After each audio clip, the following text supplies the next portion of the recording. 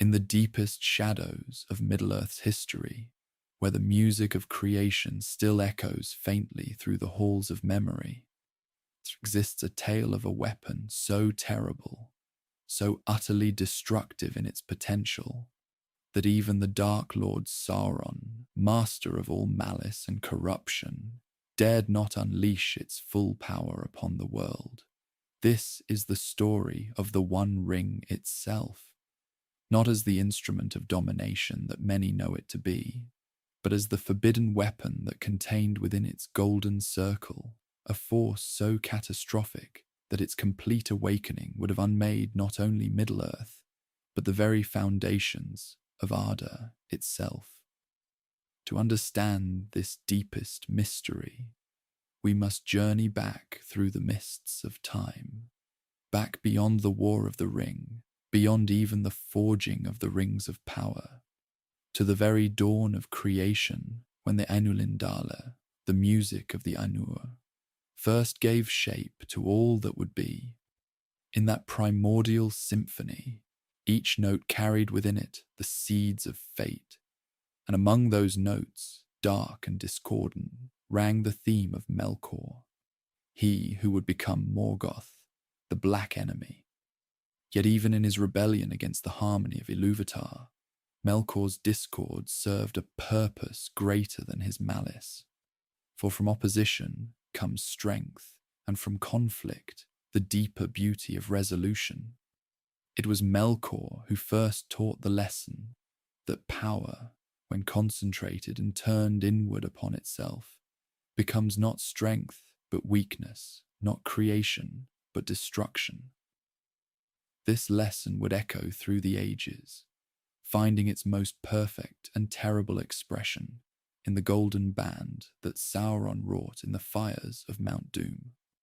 For the One Ring was never merely a tool of conquest, never simply a means to command the other rings of power. It was something far more dangerous, far more forbidden in its ultimate potential. When Sauron, greatest of Morgoth's servants, first conceived the plan to forge the One Ring in the secret fires of Orodruin, he believed himself to be creating the ultimate instrument of dominion. The year was 1600 of the Second Age, and in the realm of Eregion, the elven smiths laboured under his guidance, though they knew him not in his true form. There, in the guise of Annatar, the Lord of Gifts, he shared with them the secrets of ringcraft, watching as they poured their skill and their very essence into rings of power beyond any crafted before. Yet while the elves worked in the light, believing they were creating instruments of preservation and protection, Sauron laboured in darkness in the Sammath Naur, the chambers of fire deep within Mount Doom. There, in secret and in malice, he began the work that would define the fate of Middle-earth for thousands of years to come. Into that golden band he poured not merely his power, not merely his will to dominate, but something far more fundamental and far more dangerous. He poured his very being, his essence as one of the Maiar, into the ring's making. This was the first great folly, though Sauron in his pride did not recognize it as such. For in binding his power so completely to the ring, he created something that transcended the boundaries of ordinary magic. The One Ring became not merely an artifact of power, but a nexus, a focal point where the fundamental forces that shaped Arda could be gathered, concentrated, and potentially unleashed in ways that defied the very order of creation itself. The inscription that appeared upon the ring when heated, those fell words in the black speech of Mordor, spoke only of dominion over the other rings of power. One ring to rule them all, one ring to find them, one ring to bring them all, and in the darkness bind them. Yet these words, terrible as they were, concealed a deeper truth a more fundamental purpose that even Sauron himself did not fully comprehend in those early days. The ring was not merely a key to control the other rings. It was a weapon capable of unraveling the very threads from which reality was woven. In the deep places of the earth, where the roots of mountains touch the bones of Arda, there flows a power older than the sun and moon, older than the stars themselves. It is the power that holds stone to stone, that keeps the seas within their bounds, that maintains the delicate balance between the seen and unseen worlds. This power, which the wise call the secret fire, the flame imperishable, is what gives substance to all things, what makes real the music that shaped creation. And it was into this fundamental force that the One Ring, in its complete and unleashed form, could reach. Sauron discovered this terrible potential not through design, but through accident, in the years following the ring's creation, when he first began to explore its deepest capabilities. As he extended his will through the ring to touch and command the other rings of power, he felt his consciousness brush against something vast and primordial, something that made even his Maiar essence recoil in recognition of its own insignificance. He had touched, however briefly, the very foundation of existence itself, and in that moment of contact, he understood with crystal clarity what he had truly created. The One Ring, if its power were fully awakened and completely unleashed, could serve as a lens through which the fundamental forces of creation could be focused and redirected.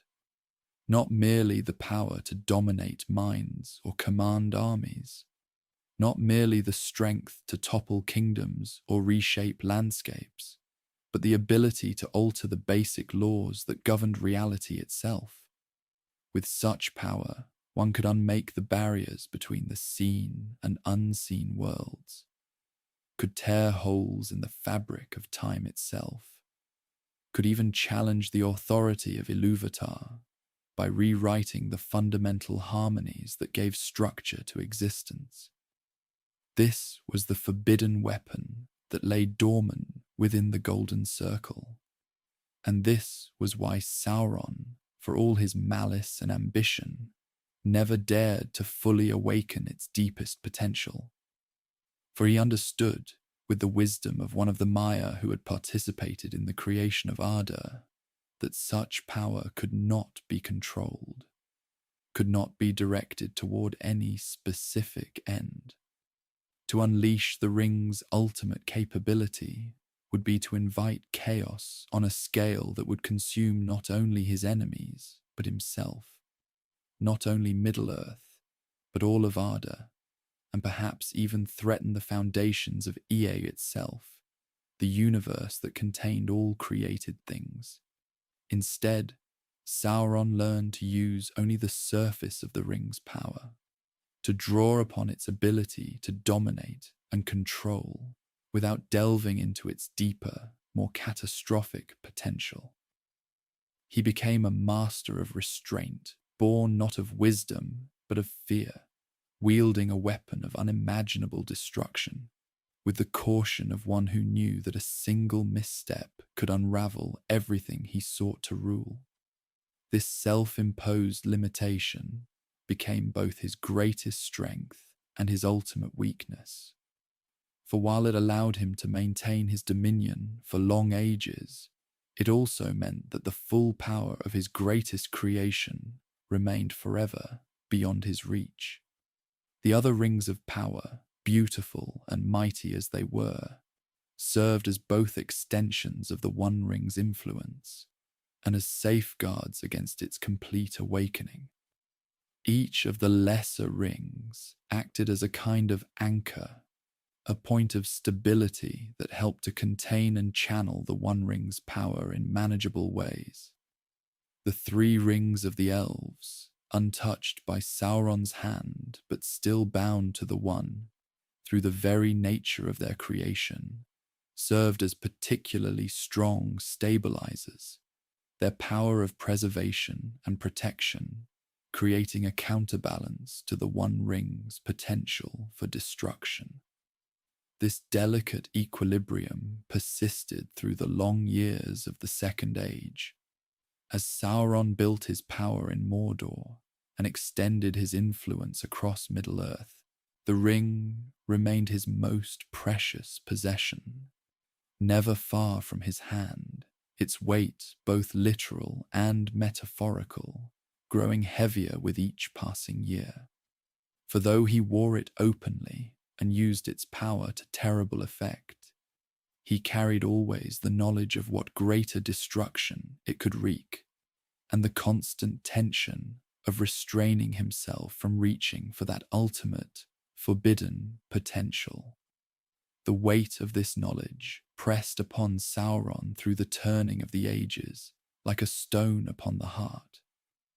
For he alone, among all the beings of Middle-earth, understood the true nature of what he had wrought.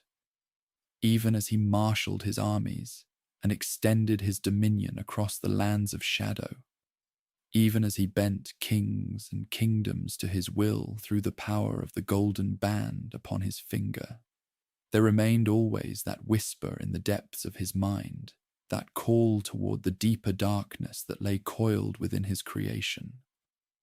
It was a temptation more profound than any he had known in his long existence, more seductive than the lies of Morgoth that had first turned him from the path of light, for this was power of his own making, power that sang to him in harmonies he had composed himself.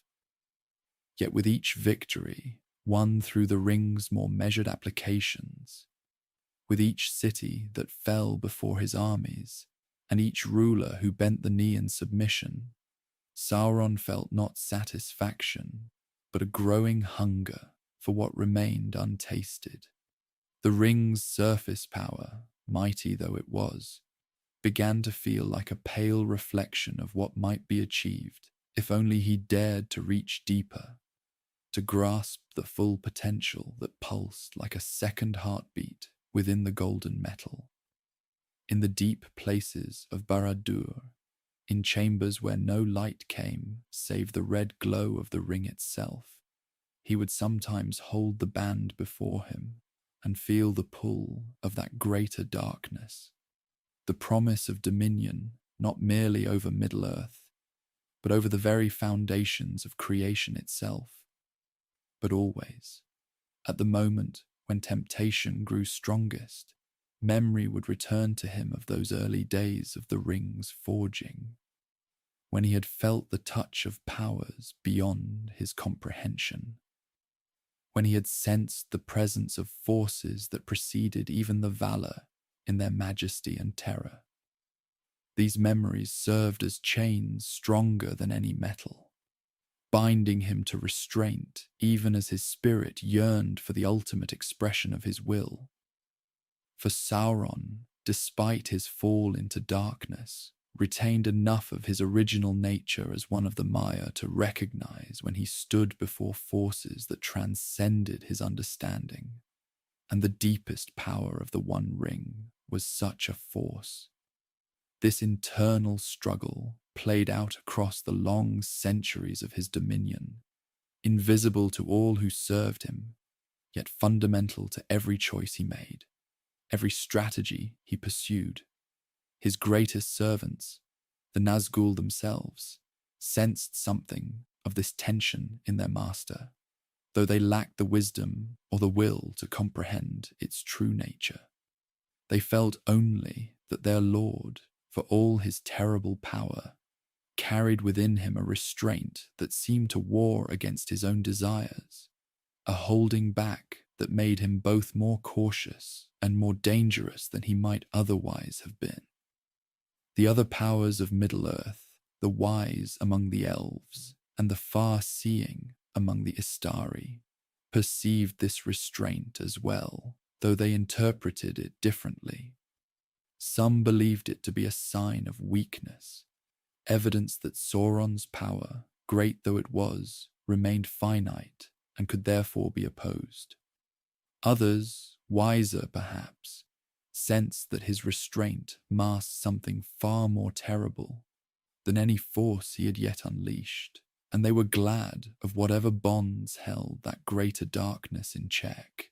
Gil-galad, mightiest of the elven kings, spoke once to Elrond of his sense that Sauron fought a war not only against the free peoples, but against some aspect of himself, though he could not say what victory in that internal conflict might mean for Middle-earth. As the Second Age drew toward its close, and the power of Númenor rose to challenge his dominion, Sauron felt the temptation grow stronger still. Here was a force that truly threatened him, a kingdom whose might could match his own, and whose people possessed the knowledge and courage to stand against his will. In those days of growing conflict, when the ships of the Númenorians appeared ever more frequently along the coasts of Middle-earth and their armies marched inland with banners flying, Sauron found himself contemplating the unthinkable. Perhaps, he reasoned in the darkness of his tower, the time had come to cast aside restraint, to embrace the full power of his creation, and sweep away all opposition in a tide of destruction that would leave him master of a transformed world. Yet even as these thoughts took shape in his mind, even as he felt his will bending toward that ultimate transgression, other considerations stayed his hand. For if he were to unleash the ring's deepest power, if he were to tear aside the veils that separated the material world from the foundations of creation itself, what guarantee did he have that he would survive the unleashing? The power he had bound into the golden circle was not merely his own will made manifest, but something greater, something that partook of the very forces that had shaped Arda in its beginning. To release such power would be to invite consequences that might extend far beyond his ability to control or even to comprehend. Moreover, there remained the question of what would be left to rule if such power were unleashed. Sauron's desire was not for destruction in itself, but for dominion, for the ordering of all things according to his will. What purpose would be served by a victory that left him master of a world transformed beyond recognition, perhaps beyond habitability? The ring's ultimate power promised not conquest, but annihilation, not the fulfillment of his ambitions, but their complete transcendence in a way that might render ambition itself meaningless.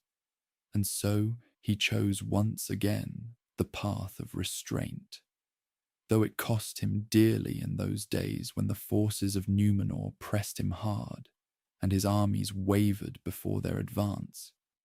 Instead of reaching for the forbidden power, he turned to cunning and deception, allowing himself to be taken captive and brought to the island kingdom where he could work his corruption from within. This choice, born of his fear of his own creation, would ultimately prove more effective than any application of raw power might have been, for through his lies and manipulations, he brought about the destruction of Númenor itself, achieving through guile what he had not dared attempt through the unleashing of ultimate force. Yet even in that triumph, even as he watched the great wave rise to swallow the kingdom of his enemies, Sauron felt the bitter taste of limitation, for he knew that the power sleeping within his ring could have achieved the same end without the need for years of patient corruption, without the risk of discovery and exile, without the elaborate deceptions that had been necessary to turn the Númenorians against their own protectors. The forbidden weapon could have simply unmade them, erased them from the circles of the world with a thought. But he had not dared to use it, and in his restraint he found both victory and defeat intermingled. The destruction of Númenor and his own physical form in that catastrophe brought Sauron to a new understanding of the price of his self-imposed limitations. As his spirit fled the sinking island and made its way back to the familiar darkness of Mordor, he felt the weight of the ring's unused power more keenly than ever before. Here was proof that restraint, however wise, came with its own costs, its own vulnerabilities. Had he dared to use the ring's ultimate capability, he might have destroyed Númenor without risking his own physical form, might have achieved dominion without the need to rebuild himself from shadow and malice. Yet as he slowly gathered his strength and began the long work of taking shape once more, Sauron found that his fear of the ring's deepest power had not diminished but grown stronger still. For in his bodiless state, in the vulnerability that came with existing as pure spirit, he had felt more clearly than ever the vast forces that moved through the foundations of Arda, the powers that his ring could potentially touch and channel. The proximity to such forces during his time of weakness had shown him glimpses of what lay beyond the normal boundaries of existence, and what he saw there filled even his dark heart with something approaching terror. The years of his slow return to physical form were marked by this growing understanding of the weapon he had created and could not fully use, the power that remained forever beyond his complete grasp, not because of any external constraint, but because of the wisdom born of fear that held him back from his own ultimate creation. The rebuilding of Sauron's form in the desolation of Mordor was a process measured not in days or seasons, but in the slow turning of years. And throughout this gradual resurrection, the ring remained ever present in his thoughts, its unused potential a constant weight upon his darkening consciousness. As his spirit slowly gathered substance from the shadows and malice that clung to the volcanic wastes of his realm, he found himself returning again and again to the memory of those final moments in Númenor, when the choice between restraint and ultimate unleashing had presented itself with such stark clarity. The ring, worn upon his finger as the great wave rose to claim the Akallabeth, had pulsed with such terrible eagerness, such readiness to tear through the very fabric of creation itself, that even now, in his weakened state, the memory of that moment sent tremors through his reforming essence. Yet it was not merely the power itself that haunted his thoughts during those long years of reconstruction, but the growing certainty that his fear of the ring's ultimate capability was not misplaced, but prophetic. For as he slowly regained his strength and began once more to reach out with his will across the lands of Middle-earth, Sauron discovered that his understanding of the deeper currents of existence had been fundamentally altered by his time as a bodiless spirit. The enforced journey between physical destruction and resurrection had brought him into contact with layers of reality that he had previously only glimpsed, and what he had learned there confirmed his darkest suspicions about the true nature of the weapon he had forged. The ring, he now understood, with crystalline clarity, was not merely a repository of his own power, not simply a means of extending his will across vast distances or dominating the wills of others. These were indeed among its capabilities, and mighty ones, but they were as nothing compared to the deeper function that lay coiled within its golden substance like a sleeping dragon of unimaginable destructive potential. For the ring, in its ultimate expression, was a key that could unlock the very foundations upon which Arda itself was built, that could reach into the music of creation itself, and alter the fundamental harmonies that held existence together. This understanding came to him not as a sudden revelation, but as a gradual dawning, like the slow approach of a winter morning that brings with it the promise of storms beyond imagining. As his physical form solidified in the fires of Mount Doom, and his awareness expanded once more to encompass the familiar boundaries of his realm, Sauron found that he could perceive with new clarity the threads of power that connected his ring to the deeper structures of reality. The Ainulindale, the great music sung at the beginning of all things, still echoed through the foundations of the world, and his ring, this forbidden weapon that he had crafted in the fires of his own ambition, possessed the theoretical capability to reach into that eternal song and rewrite its very notes.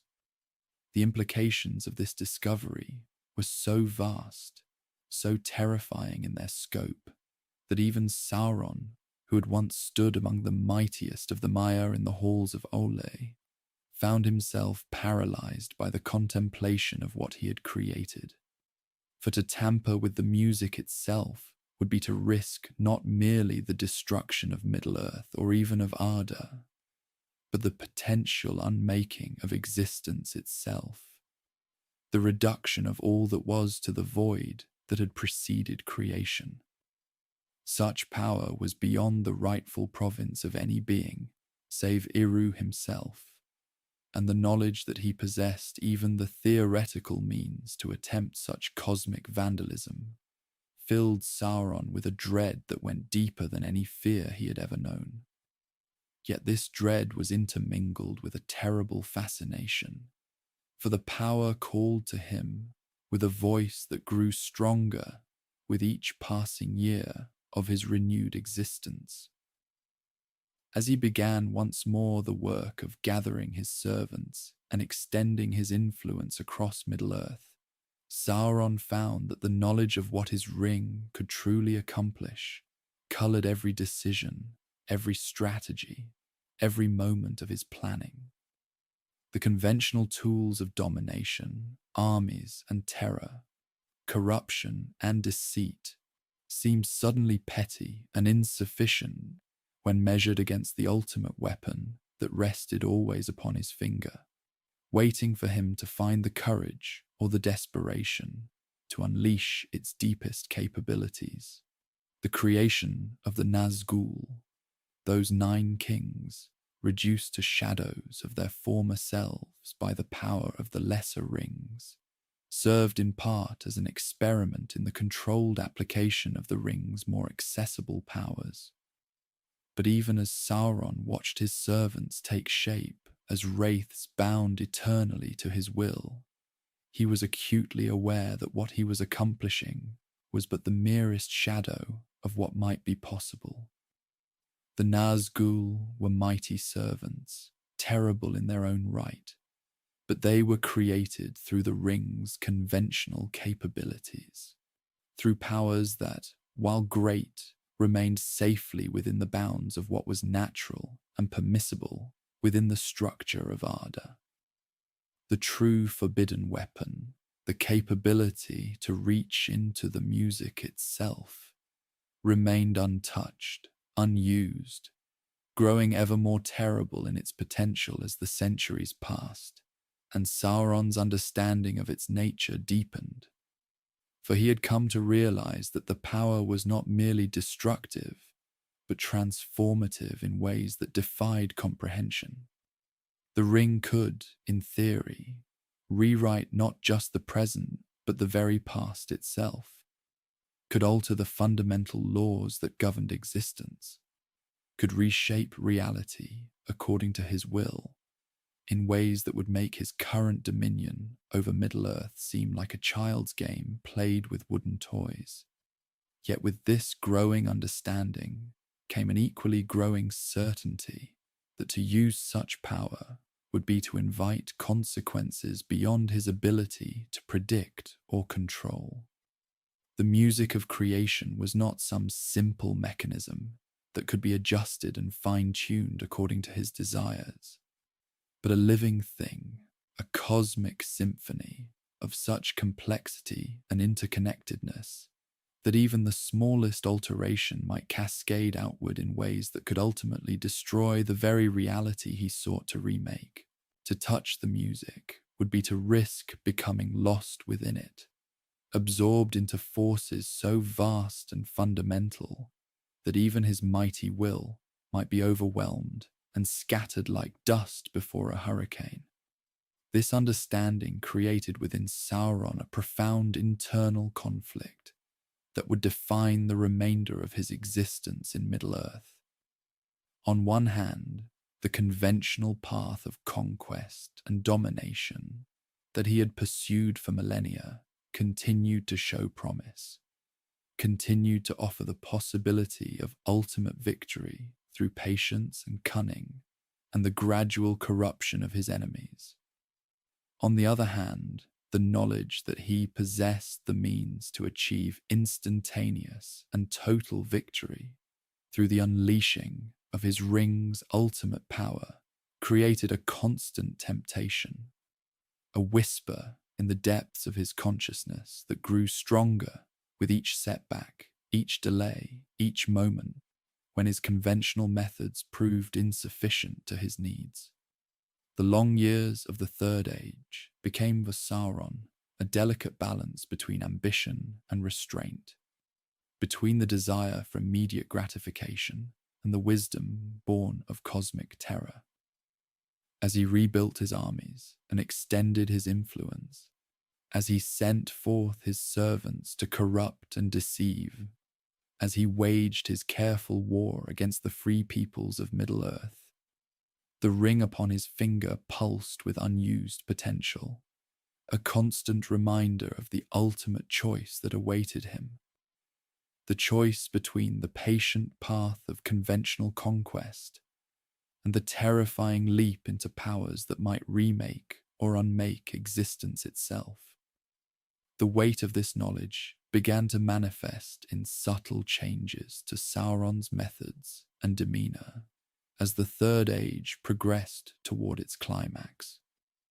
Where once he might have struck with overwhelming force, he now found himself hesitating, calculating not merely the immediate tactical advantages, but the deeper implications of each action. The Nazgûl, his most terrible servants, sensed this change in their master, though they could not comprehend its source.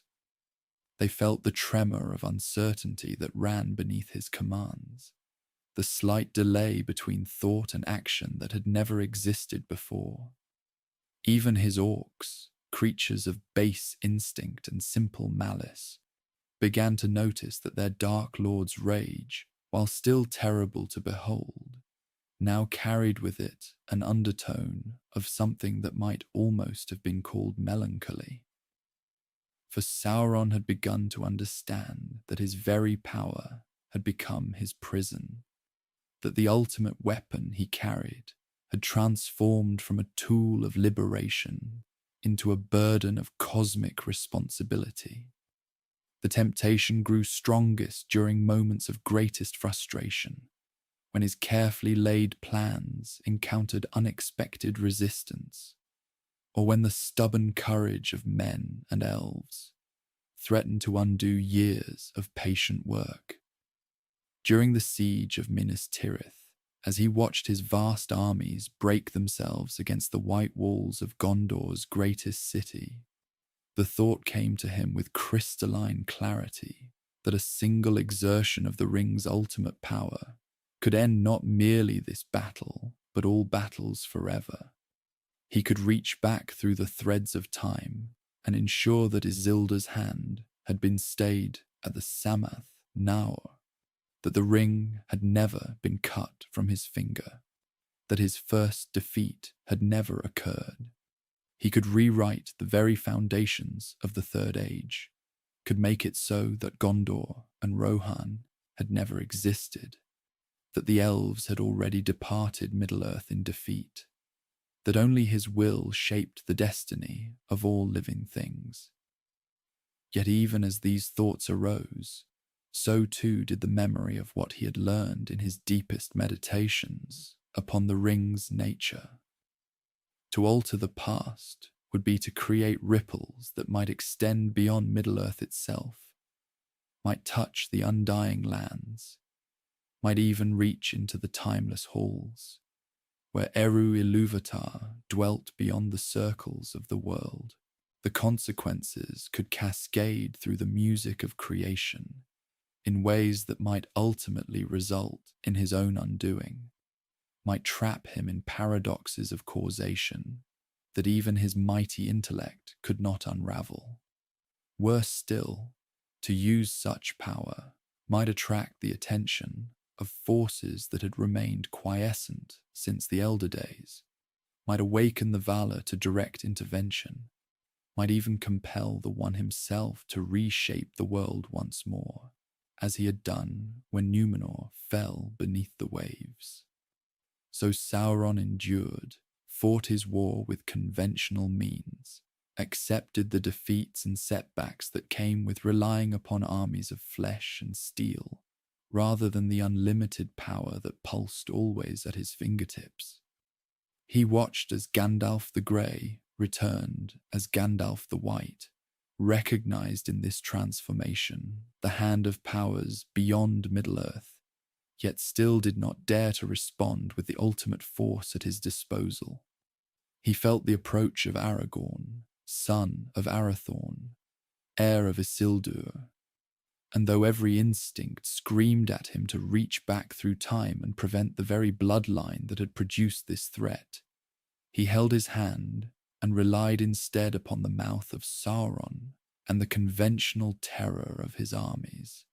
The irony was not lost upon him that his greatest strength had become his greatest weakness, that the very weapon which could have guaranteed his victory was the one weapon he dared not use. In the depths of Barad-dûr, surrounded by the fruits of millennia of patient conquest, he found himself envying the simple certainty of his orcs, who knew only the immediate reality of blade and bow, who had never glimpsed the terrible vistas of cosmic possibility that now haunted his every waking moment. There were times when he wondered if this was itself a trap, a final cruel jest of Eru Ilúvatar to grant him unlimited power while ensuring that its very magnitude made it unusable. The final test came as the ring-bearer approached Mount Doom, as Frodo Baggins and Samwise Gamgee made their painful way across the ashen plains of Mordor. Sauron felt their presence like a burning coal pressed against his consciousness, felt the approach of his own ring carried by one who sought its destruction.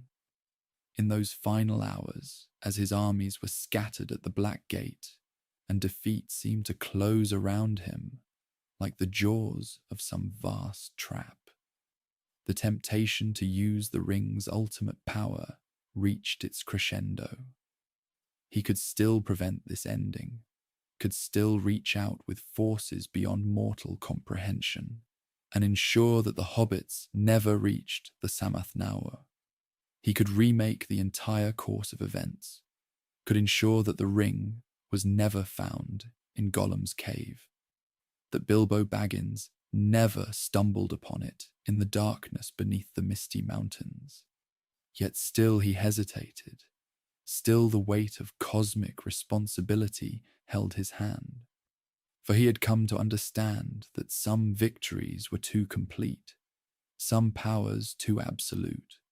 To use the ring's ability to alter the fundamental nature of reality would be to step beyond the role of Dark Lord and into something far more terrible and lonely, the role of cosmic tyrant, reshaping existence according to his will alone, responsible not merely for the fate of Middle-earth, but for the integrity of creation itself. In those final moments, as he felt the ring's presence in the fires of Mount Doom, as he sensed the approach of its destruction, Sauron made his final choice.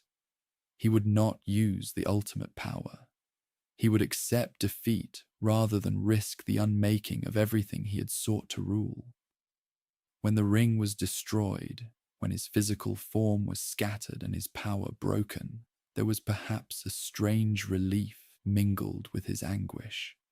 The burden of ultimate choice had been lifted from him at last. The weapon, too terrible to use, had been removed from his grasp, and with it, the cosmic responsibility that had paralyzed his will in the crucial moments. He was defeated, yes, but he was also free. Free from the knowledge of powers too great for any single will to wield. Free from the temptation to remake existence according to his design. In the end, the forbidden weapon that Sauron was too afraid to use had served its purpose not as an instrument of victory, but as an instrument of limitation.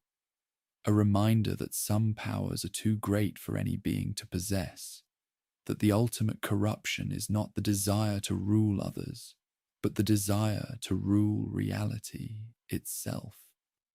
The One Ring had taught its master the hardest lesson of all, that there are victories too complete to be endured, powers too absolute to be wielded safely, and choices too final to be made without destroying the very thing one seeks to preserve. And so, in the aftermath of his defeat, as the echoes of the ring's destruction rippled through the fabric of Middle-earth, Sauron's spirit retreated into the shadows of diminishment, carrying with him the knowledge of what he had chosen not to do. The Dark Lord who had once commanded armies beyond counting, who had bent kingdoms to his will and made the very stones of Barad-dûr rise at his command, now existed as little more than a malevolent whisper in the wind, a shadow without substance or strength. Yet in this diminishment there was a kind of peace that he had not known for millennia, the peace that comes when the greatest burden is finally lifted from one's shoulders. The forbidden weapon was gone, dissolved into the fires of Mount Doom, along with all its terrible possibilities. No longer did Sauron bear the weight of cosmic choice.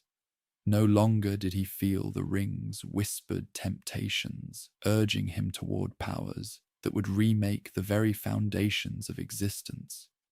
He was defeated, yes, but he was also released from a responsibility that had grown too vast for any single will to bear. The ring that had promised him dominion over all things had instead taught him the ultimate lesson about the nature of power itself, that there are boundaries which, once crossed, transform the wielder into something alien and alone. In the quiet years that followed, as the Fourth Age dawned and the dominion of men began in earnest, the memory of Sauron's restraint faded from the minds of most who dwelt in Middle-earth. The songs and tales spoke of his malice and his defeat, of the courage of the ring-bearer and the fellowship that had brought about his downfall, but few understood the deeper truth, that in his final moments of supreme power, the Dark Lord had chosen limitation over omnipotence, had accepted defeat rather than risk the unmaking of everything he had sought to possess. It was a choice that revealed something unexpected in the heart of one who had been counted among the most fell of all the servants of darkness. For Sauron had learned what even the Valar themselves understood, that creation is a delicate tapestry, woven of countless threads of fate and choice, of will and surrender.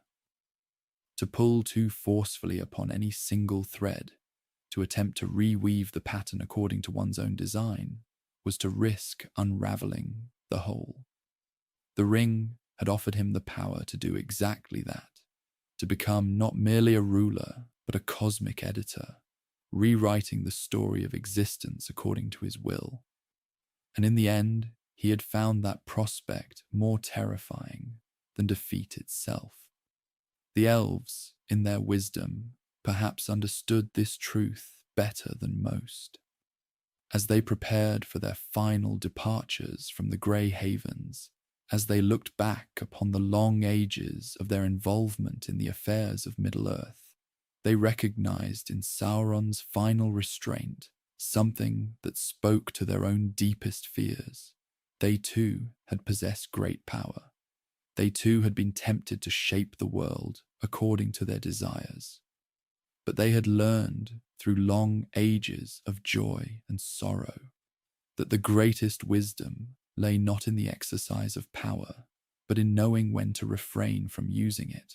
The Eldar were departing from Middle-earth, not because they had grown weak, but because they understood that their time of direct influence was ending, that the world must be allowed to follow its own course without their guiding hand. In the Shire, where the hobbits continued their quiet lives, tending their gardens and celebrating their simple joys, there was perhaps the truest understanding of what had been accomplished. For the hobbits had never sought power over others, had never dreamed of reshaping the world according to their will. They had carried the ring not because they desired its power, but because they understood that it needed to be destroyed. In their humility lay a wisdom that the mightiest of the Maiar had struggled to achieve. The understanding that some responsibilities are too great for any single being to bear, that some choices are too momentous for any individual will to make. Frodo, in his quiet moments before his departure to the Undying Lands, sometimes felt the weight of what might have been. He had carried the ring, had felt its whispered promises of power and dominion. But unlike Sauron, he had never been tempted to use its ultimate capabilities, had never considered the possibility of remaking reality according to his design. Perhaps this was because hobbits, in their essential nature, understood something that the great and mighty often forgot, that the world was not theirs to reshape, that their role was to tend and preserve rather than to dominate and control.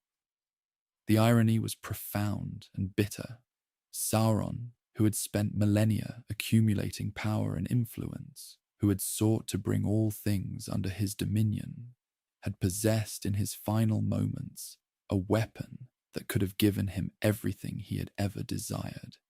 He could have rewritten the very foundations of Middle-earth, could have ensured that the ring was never found, that the fellowship never formed, that his victory was complete and eternal. Yet he had chosen instead to accept defeat, to allow the natural course of events to unfold, even when it meant his own destruction. In that choice lay perhaps the only truly noble act of his long and dark existence. The weapon he had been too afraid to use was not, in the end, a sword or a spell or an army. It was the power to deny choice itself, to remake reality so completely that free will became meaningless, that the great music of creation was reduced to a single, monotonous note played by his will alone. He had glimpsed what it would mean to be the sole author of existence, and he had found that prospect more terrifying than any defeat. For in such absolute victory lay the ultimate loneliness, the isolation of being the only truly free being in a universe of puppets dancing to his design. As the ages turned and the memory of the War of the Ring grew dim, as the Fourth Age gave way to the dominion of men, and the magic slowly faded from the world, the lesson of the forbidden weapon remained. It whispered in the halls of power where kings and lords made their decisions, reminding them that true wisdom lay not in the accumulation of authority, but in its restraint. It echoed in the hearts of all who were tempted to impose their will upon others, warning them that the greatest corruption was not the desire to rule, but the desire to rule absolutely, without regard for the choices and freedoms of those under their dominion. The One Ring was gone, melted in the fires of Mount Doom. Its golden substance returned to the earth from which it had been wrought. But the memory of what it had offered, and what its master had chosen not to do with that offering, remained as a testament to the complexity of good and evil, of power and restraint. For in the end, Sauron's greatest act had not been one of malice or dominion, but one of cosmic humility, the recognition that some powers are too great for any being to wield, that some victories are too complete to be endured, and that the ultimate wisdom lies not in the exercise of unlimited power, but in the choice to limit oneself for the sake of something greater than personal will. In this way, the forbidden weapon that Sauron was too afraid to use became, paradoxically, the instrument of his redemption, not from the consequences of his evil acts, but from the even greater evil of absolute dominion over existence itself. The Dark Lord who had sought to rule all things had, in his final moment of supreme power, chosen instead to preserve the fundamental nature of reality, to allow choice and chance and the great music of creation to continue playing their eternal song, even if it meant his own destruction in the process. And so the wheel of time continued its ancient turning, carrying forward the echo of that moment when ultimate power had been offered and refused. In the quiet halls of Minas Tirith, where Aragorn ruled as King Elisar, there came nights when he would stand upon the highest tower and gaze eastward toward the desolation that had once been Mordor. The land was healing slowly, as all wounded things do when given time and care. But the memory of what had transpired there lingered like morning mist in the valleys of his mind. He had felt it in that final instant when the ring was destroyed, not just the trembling of the earth or the collapse of the dark tower, but something deeper, something that spoke of a choice made in the darkness that even he, with all his wisdom and the blood of Númenor flowing in his veins, could not fully comprehend. The steward Faramir, walking the gardens of Ithilien, where the trees grew green again, and flowers bloomed in defiance of the shadow that had once covered them, would sometimes pause in his labours and feel a strange stirring in his heart. It was not fear, nor was it quite wonder, but something between the two. A recognition that the world had come closer to a fundamental change than any living being could truly understand. He had seen the darkness in the Palantir, had felt the weight of the Dark Lord's will pressing against his mind. But even that experience had not prepared him for the knowledge that came later, whispered in dreams and half-remembered visions of how near they had all come to witnessing the remaking of existence itself. In the Golden Wood, where Galadriel had once held her own ring of power and gazed into the waters of her mirror, the melon trees sang with voices that carried memories older than the Third Age. The lady herself had passed over the sea, taking with her the wisdom of ages and the burden of choices made and unmade, but her influence lingered in the very air of Lothlorien.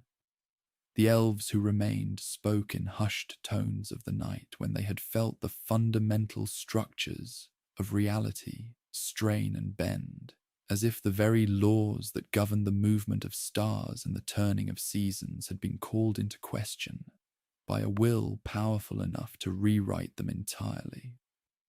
Gandalf the White, in his final years in Middle-earth, before he too took ship to the Undying Lands, carried within him the deepest understanding of what had truly occurred. He had stood before the flame Imperishable in the halls of Ilúvatar himself, had been sent back from death with purpose and power renewed. And in those moments beyond the circles of the world, he had glimpsed the cosmic significance of the choice that would one day face the Dark Lord.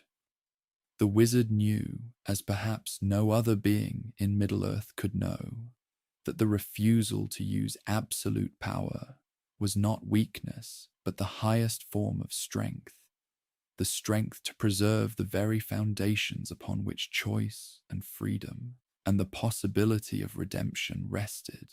In his wanderings through the healing lands, Gandalf would sometimes encounter those who had been touched by the shadow, former servants of the enemy who now struggled to find their place in a world no longer dominated by a single malevolent will.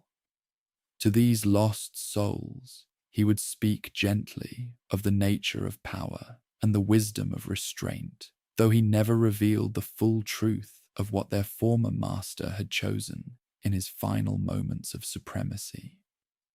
Some truths, the wizard knew, were too vast and too terrible for mortal minds to fully encompass, and the knowledge that ultimate evil had, in its ultimate moment, chosen to preserve rather than destroy the fundamental nature of existence was perhaps the greatest of these cosmic secrets. The Ents in their ancient forests felt the change as a deep vibration in the roots of the world, a settling and steadying of forces that had been strained beyond their natural limits. Old Treebeard, eldest of his kind, would speak to the younger saplings of the night, when the very concept of growth and change had hung in the balance, when the possibility had existed that all things might be frozen into a single, unchanging pattern dictated by one overwhelming will. The trees remembered, in their slow and patient way, how close they had come to losing not just their lives, but their essential nature as growing, changing, living things capable of choice and surprise, and the endless variations that made existence beautiful rather than merely functional. Even the hobbits of the Shire, busy with their planting and harvesting, their market days and family gatherings, carried within them an unconscious awareness of the great turning that had occurred. They could not name it or explain it, for it was far beyond the scope of their simple, practical concerns. But sometimes in the quiet hours before dawn, or in the gentle twilight after a day's work, they would feel a deep contentment that went beyond mere satisfaction with their labours. It was as if the very air they breathed carried the assurance that their small, peaceful lives would be allowed to continue, that the simple pleasures of good food and warm hearths and the love of friends and family would not be swept away by the imposition of some grand, overwhelming design. Sam Gamgee, tending his garden behind Bag End, would sometimes pause in his digging and feel a profound gratitude that he could not quite articulate. The earth beneath his hands seemed to pulse with life and possibility, with the promise that seeds planted today might grow in ways both expected and surprising, that the future remained open to chance and choice, and the gentle influence of caring hands, rather than being locked into some predetermined pattern. He had carried the ring, had felt its weight and its whispered promises of power, and though he had given it up willingly, he retained a deep understanding of what it meant to choose limitation over expansion, service over dominion. The memory of the forbidden weapon lived on in the songs of the elves, though they sang of it in metaphors and allegories that veiled its true nature from all but the wisest listeners.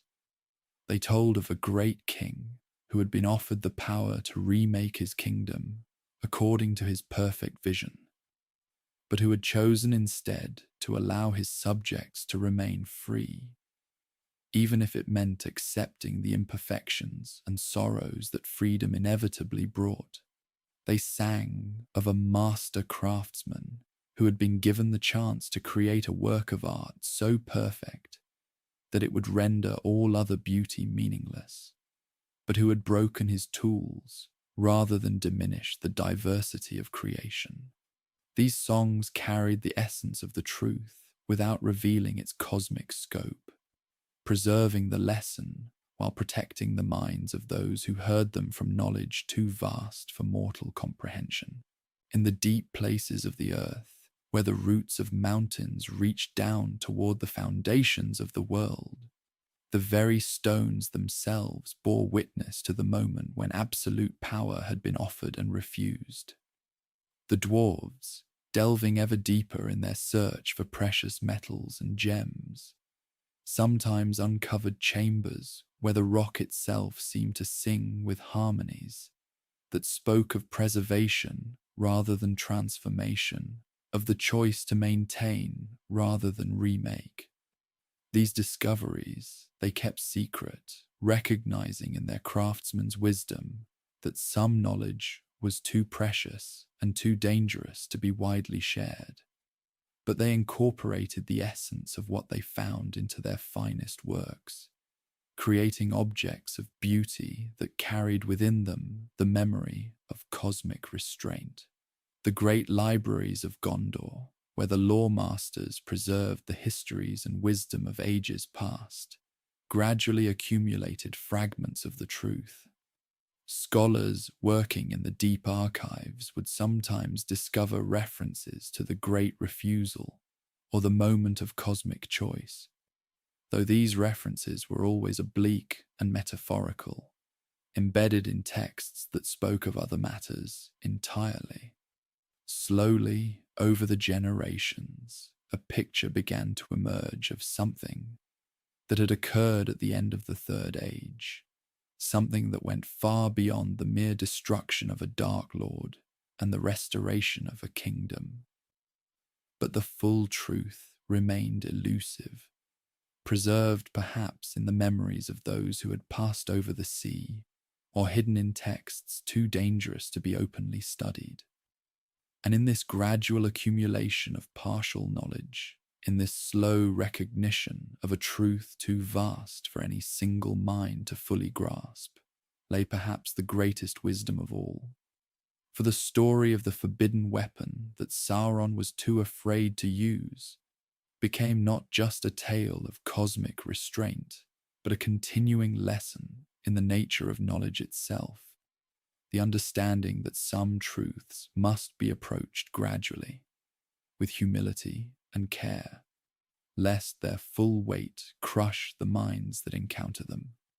The Dark Lord's choice to preserve rather than remake the fundamental nature of existence became itself a kind of teaching, a demonstration that the highest wisdom lay not in the accumulation of power or knowledge, but in the recognition of one's proper place within the greater harmony of creation. And so, as the ages turned and the fading echoes of the first music slowly dimmed in the hearts of men, the memory of this ultimate restraint, this cosmic refusal, became entwined with the very fabric of Middle-earth. It was not a tale told openly in taverns or sung by wandering minstrels, for its profundity transcended the capacity of common understanding. Instead, it lingered in the deep currents of the world, influencing the growth of trees, the flow of rivers, and the very spirit of the land. The elves, with their long memories and their deeper connection to the eldest days, were perhaps the closest to grasping the full scope of what had transpired. In their timeless halls, where the light of the two trees still seemed to faintly shimmer in the polished stone, their lore masters spoke in hushed tones of the untempered chord and the silence of the first song. They understood that the true horror of Melkor's discord had not been merely its disruption, but its potential to unravel the very threads of being, to rewrite the fundamental axioms of creation itself. And they understood, too, the silent, unwavering strength that had held that unraveling at bay. When they looked upon the orderly progression of seasons, the predictable cycles of the moon and stars, they saw not just the hand of Ilúvatar, but also the enduring testament to that moment of choice, the steadfastness that had allowed the world to continue its appointed course. Even those who had never heard a whisper of the forbidden weapon or the cosmic restraint were in some subtle way touched by its legacy, the inherent goodness that occasionally shone through the darkest deeds, the inexplicable moments of mercy or self-sacrifice that defied the logic of power. These were echoes of that foundational decision.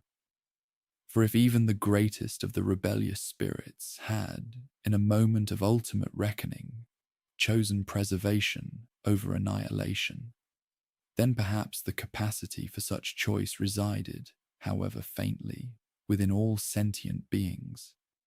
Sauron, the great deceiver, the Dark Lord of Mordor, was a direct inheritor of Melkor's will, though a lesser one. He had learned much from his master, particularly the art of manipulation, of twisting good to evil, of dominating wills. Yet even Sauron, in his relentless pursuit of power and control, never truly sought to undo the fundamental nature of Arda. His goals, however destructive, were always within the framework of existence as he knew it. He wished to master it, to order it according to his own dark design, to be the supreme lord of all that was. But he did not, and perhaps could not, conceive of dismantling the very principles upon which the world was built. His malice, though vast, was constrained by the very choice his master had made in the primordial void. Imagine, if you will, the mind of Sauron, already bent and twisted by ages of service to the great enemy. He desired to reform the world in his image, to make it a land of perpetual twilight under his iron rule. He forged the rings of power to bind and dominate. He bred monstrous armies to conquer. He befouled the lands with his sorcery. But his efforts were always directed towards control, within the existing framework of creation, never towards its fundamental dissolution. He saw the world as a tool to be wielded, an empire to be built, not a canvas to be erased and repainted from the ground up, with the very essence of chaos. This fundamental limitation, this inherent fear of tampering with the deepest fabric of reality, stemmed directly from Melkor's ultimate choice. Sauron, despite his immense power and his absolute evil, was still a creature of Orlais, a Maiar who had been present at the music. He had heard the themes, however distorted by Melkor's discord, and some primal memory, some deep-seated understanding of the sanctity of Ilúvatar's original intent, must have lingered, however faintly, within him. He sought domination, yes, but not absolute unmaking. For in unmaking there lay a terror that even Sauron could not contemplate. The loss of all structure, the return to a formless void where even his own dark will would cease to have meaning. The ring, the master ring, his greatest creation and his ultimate downfall, was the embodiment of his desire for control. It was a tool to bind and to rule, to extend his will over all others. It magnified the inherent evil of its wearer, tempting them with power, but it did not offer the power to rewrite the laws of existence. It offered mastery within the world, not mastery over its very being. Thus, the ring itself, for all its terrible might, was a reflection of Sauron's own limitations, a testament to the fact that even he, the second Dark Lord, operated within constraints that transcended his own malice. Consider the events of the War of the Ring. Sauron poured all his might into conquering Middle-earth.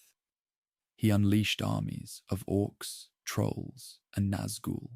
He spread his shadow, corrupted hearts, and sought to break the will of all who opposed him. Yet throughout it all, his strategy was one of overwhelming force and psychological warfare, not of cosmic alteration. He did not seek to unravel the fabric of time or space, to nullify the very possibility of good, or to erase the memory of light. His aim was to enslave, to dominate, to replace the existing order with his own, but never to abolish the underlying principles of the world. Even in his greatest moments of fury and frustration, when his plans were thwarted and his power seemed to wane, he never turned to the ultimate, forbidden path. The knowledge of that path, the memory of that moment when Melkor had chosen not to utterly annihilate, must have been a haunting presence in his dark mind.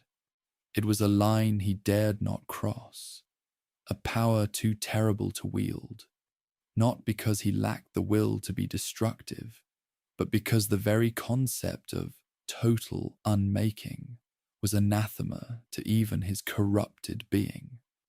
The elves, who fought against him with all their fading strength, understood this distinction. They recognized Sauron's evil as a deep corruption, a perversion of life, but not as an assault on the very foundations of existence. Their hope, however faint, was based on the premise that the world, however scarred, could endure. They knew that Sauron's power, immense as it was, operated within the limits set by the music, limits that even Melkor, in his ultimate test, had acknowledged. Gandalf, the Astari, sent by the Valar to aid the free peoples, also understood this. His mission was not just to defeat Sauron, but to protect the integrity of Middle-earth, to subtly guide and inspire, rather than to openly command and dominate. He knew that the struggle was not merely one of arms, but of wills, of principles. He understood that Sauron's ultimate power lay in fear and despair, and that the true victory lay in preserving hope and resisting the temptation to become like the enemy. The hobbits, those small, unassuming folk, were perhaps the most unexpected champions against this great darkness. Their simple, uncorrupted natures, their love for the ordinary and the good, made them uniquely resilient to the ring's temptations. They did not seek power, nor did they wish to reshape the world. They wished only to preserve their small corner of it, their shire, untroubled and free. And it was precisely this humility, this lack of grand ambition, that allowed Frodo to carry the ring to its fiery end. He was not swayed by the promise of world-altering power, for such power held no appeal for him. He sought only the preservation of what was good and simple. And so, the destruction of the ring, the final defeat of Sauron, marked not just the end of an age, but the ultimate vindication of that long-ago cosmic choice. The world was not remade by the Dark Lord's will. It was preserved by the courage of the small and the wisdom of the great, all operating within the boundaries set by the first music and the silent, terrifying refusal of Melkor to utterly destroy. The world, though scarred, continued to be. The sun rose, the seasons turned, and life, in its myriad forms, persisted. The memory of the forbidden weapon, the power that Sauron was too afraid to use, thus became a silent monument to the enduring strength of creation, a testament to the limits of even the most profound evil. It spoke of a deeper, more fundamental order that even the mightiest of rebellious spirits could not, or would not, utterly overturn. It was a whisper in the winds of time, a shadow beneath the roots of the oldest trees, a subtle influence on the hearts of men and elves alike. That there are boundaries to ambition, even the darkest, and that at the very core of existence there lies a principle of preservation that no amount of malice can ultimately conquer. This profound truth, though rarely articulated, resonated through the Third Age and beyond. It shaped the understanding of good and evil, painting them not as absolute, equal forces battling for supremacy, but as a struggle within a pre-existing framework of divine order. Evil sought to corrupt, to dominate, to twist, but not to utterly erase the canvas upon which life was painted. And in this understanding, in the quiet recognition of this ultimate restraint, lay a profound hope, a hope that even in the darkest of times, the very foundations of the world would endure, and that light, however faint, would always find a way to break through the deepest shadows.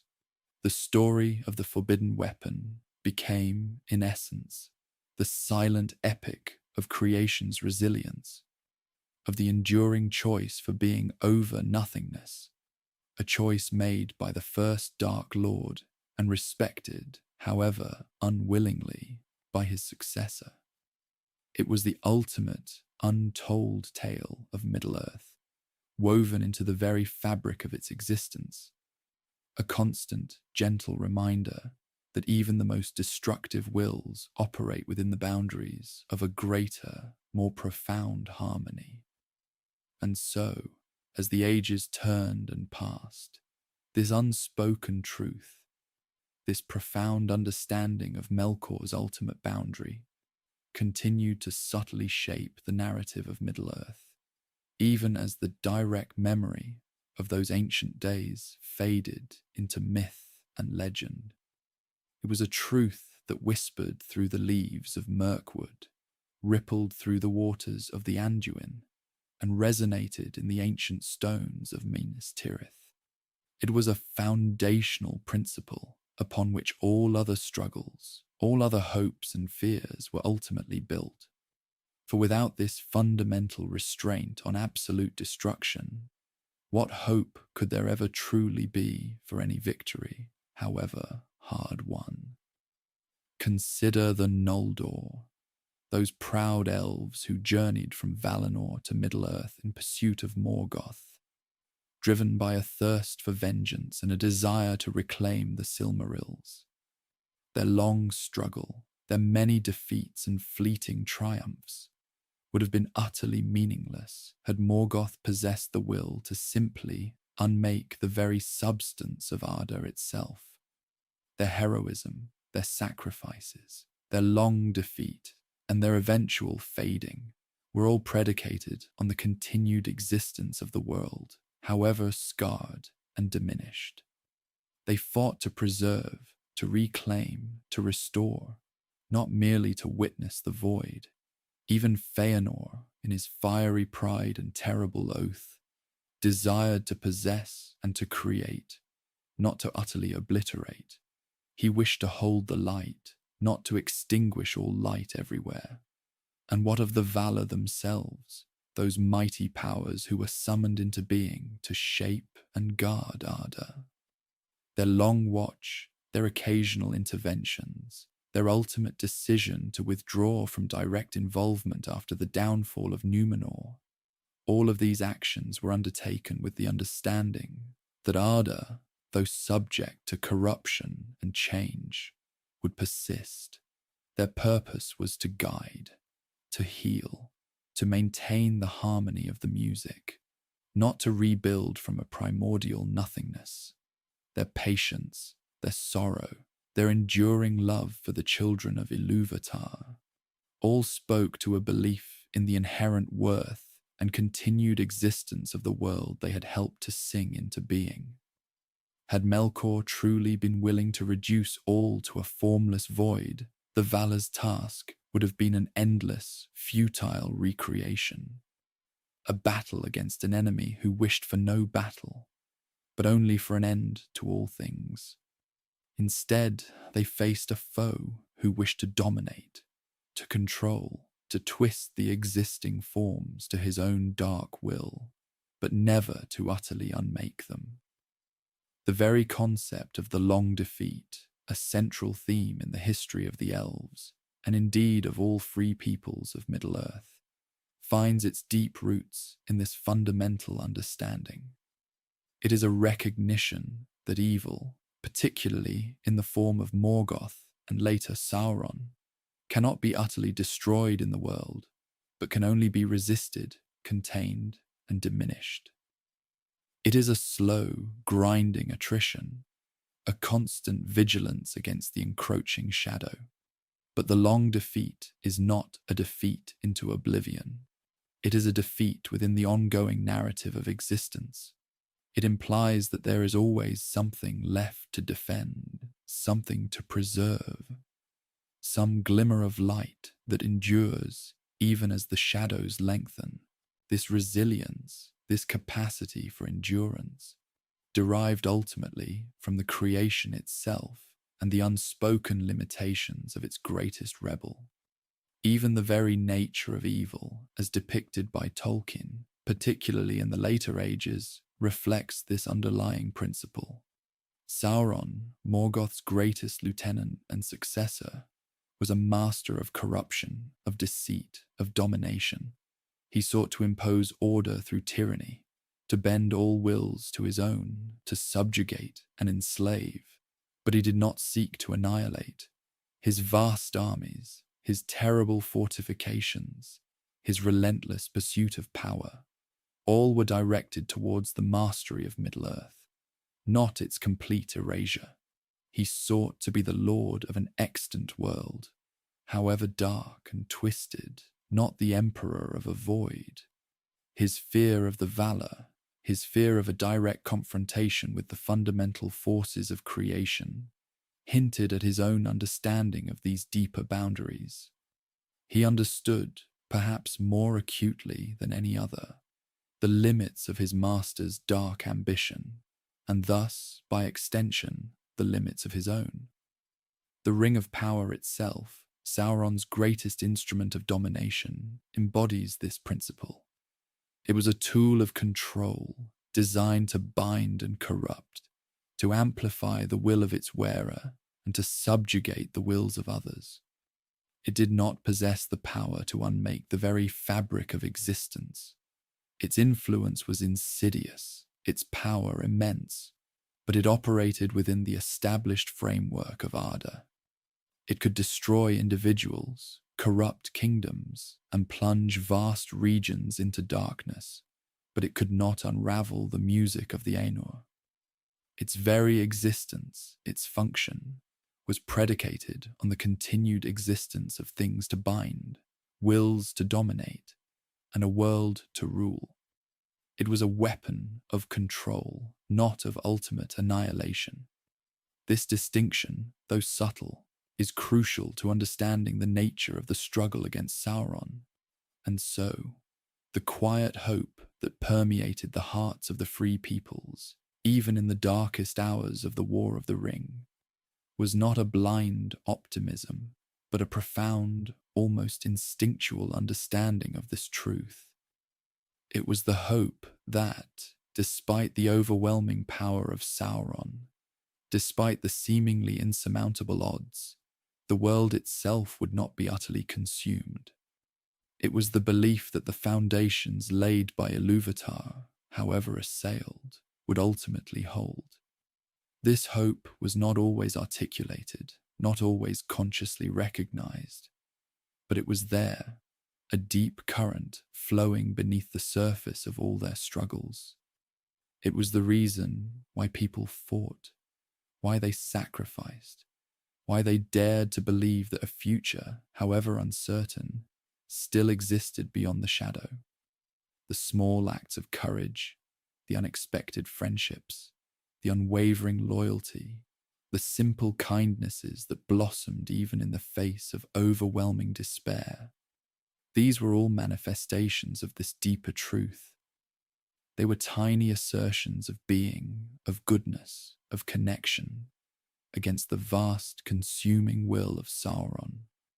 They were reflections, however faint, of the original music, of the choice for existence over nothingness.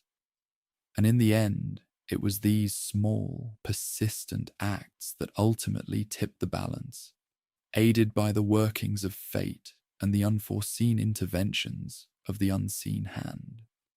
The story of the forbidden weapon, therefore, becomes more than just a tale of a specific power or a particular restraint.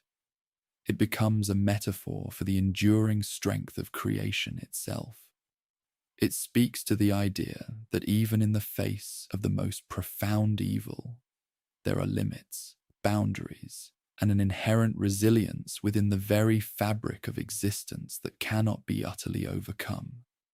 It is a testament to the idea that some things, some fundamental truths, are beyond the reach of even the most powerful malevolence. It is a gentle whisper that reminds us that while evil can corrupt, it cannot create. While it can destroy existing forms, it cannot unmake the very raw material of being. It can twist the song, but it cannot silence the melody entirely.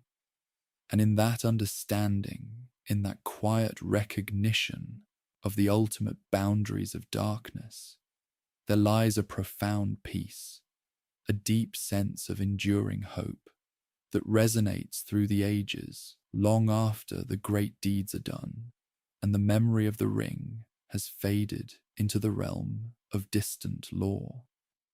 It is the silent epic of creation's resilience, a testament to the enduring choice for being over nothingness, a choice made by the first Dark Lord and respected, however unwillingly, by his successor.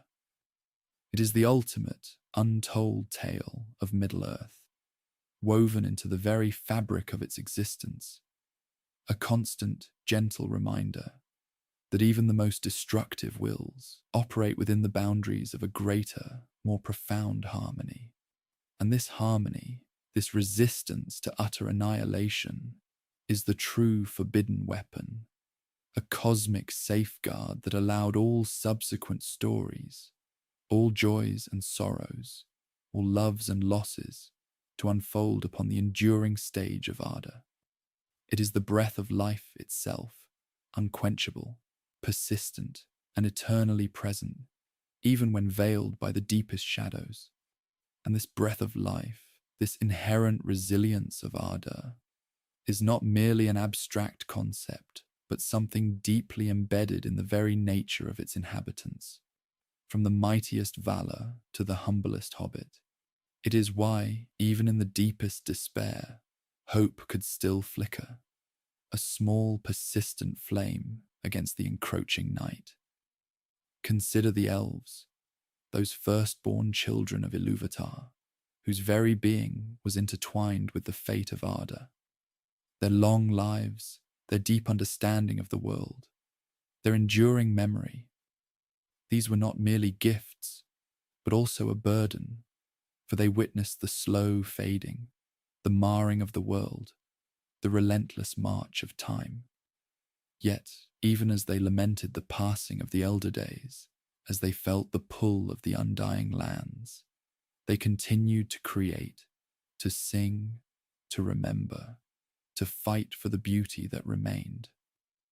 Their choice to remain in Middle-earth, to defend its light against the encroaching shadows, was a testament to this inherent resilience, a quiet defiance of despair, a testament to the enduring love they held for the very fabric of existence. And then there are men, those younger children, whose brief lives were marked by the gift and the curse of mortality. Their journey through Arda was often one of struggle, of ambition, of falling, and of rising again. Unlike the elves, they were not bound to the fate of the world in the same way, but their impact, their capacity for both great good and great evil was immense. Yet even in their fall, in their susceptibility to the whispers of darkness, there remained within them a spark, a capacity for change, for redemption, for heroism that could astonish even the valor. Think of Aragorn, a descendant of kings, bearing the weight of a broken lineage, yet choosing the path of humility, of service, of self-sacrifice. His journey was not merely about reclaiming a throne, but about embodying the best of what men could be, a reflection of that unquenchable spark within humanity, a testament to the enduring choice for good, even when the path was fraught with peril and shadowed by the memory of past failures. His quiet strength, his unwavering resolve, were manifestations of this inner resilience, a weapon against despair far more potent than any forged blade. And the hobbits, those most unexpected of heroes, whose simplicity and love for the very earth beneath their feet became a surprising force against the might of Sauron. They were not warriors, not kings, not sorcerers, but their very ordinariness, their steadfastness, their unyielding belief in the small comforts of life, in friendship, in good food and warm fires. These became their armor, their shield against the overwhelming darkness. Frodo, bearing the ring, enduring its terrible burden, was not driven by grand ambition or a thirst for power, but by a quiet sense of duty, a deep love for his home, and an enduring friendship with Samwise Gamgee. Their journey, often painful and filled with doubt, was a profound demonstration of the subtle power of the small, the unassuming, the seemingly insignificant. It was a testament to the fact that the greatest strength often lies not in overt power, but in the quiet courage of an uncorrupted heart, a heart that chooses goodness, even when faced with the ultimate temptation. Their struggle, their triumphs, and their ultimate sacrifice were all echoes of that fundamental choice for being, for life, for connection, against the emptiness that Sauron represented. Even the dwarves, with their deep love for stone and metal, for craftsmanship and hidden treasures, embodied this resilience in their own way. Their stubbornness, their loyalty, their fierce independence, and their enduring traditions were all expressions of their resistance to the changes of the world, to the relentless march of time that sought to erode all things. They carved their own existence into the very mountains, creating beauty and strength in the heart of the earth, a defiant act of creation against the slow decay that plagued the surface world. Their steadfastness, their refusal to be swayed by external pressures, even their grudges and their pride, were all facets of a deep-seated will to endure, to preserve, to maintain their identity against the forces that sought to diminish or destroy them. Their very existence, their enduring presence in the world, was a quiet testament to the forbidden weapon of sustained will, of unyielding purpose. And these diverse peoples, with their unique strengths and weaknesses, their individual stories and shared destinies, were all part of the grand tapestry of Arda, woven by the very music of the Ainur. Each note, each thread, each life contributed to the overall harmony, and even the discord introduced by Melkor could not unravel the entire fabric. It merely twisted some threads, creating shadows and complexities, but never entirely silencing the original melody. This underlying harmony, this inherent structure of Arda, was the ultimate safeguard, the true forbidden weapon that Sauron, like his master before him, could not wield, could not destroy, could not even truly comprehend. For his power, like Melkor's, lay in domination, in control, in the imposition of his will upon others. in the twisting and corrupting of existing forms. He could not create anew. He could not bring forth life from nothingness. He could not conjure beauty that was not derived from some pre-existing source. His power was destructive, parasitic, a dark reflection of the creative impulse he so bitterly opposed. The very concept of a forbidden weapon, in this context, takes on a much deeper meaning than a mere object of power. It is not a sword, nor a spell, nor a legendary artifact hidden away in some forgotten vault. It is something far more fundamental, far more pervasive, woven into the very fabric of existence. It is the capacity for love, for compassion, for self-sacrifice, for hope, for the simple joy of being. These are the forces that Sauron could not understand, could not corrupt, and therefore could not truly overcome. He could inspire fear, he could command armies, he could forge rings of power, but he could not extinguish the light within a single heart that chose to resist him, to act with kindness, to stand for something beyond his tyrannical grasp. And this quiet, persistent strength, this ultimate forbidden weapon, is what ultimately led to his downfall.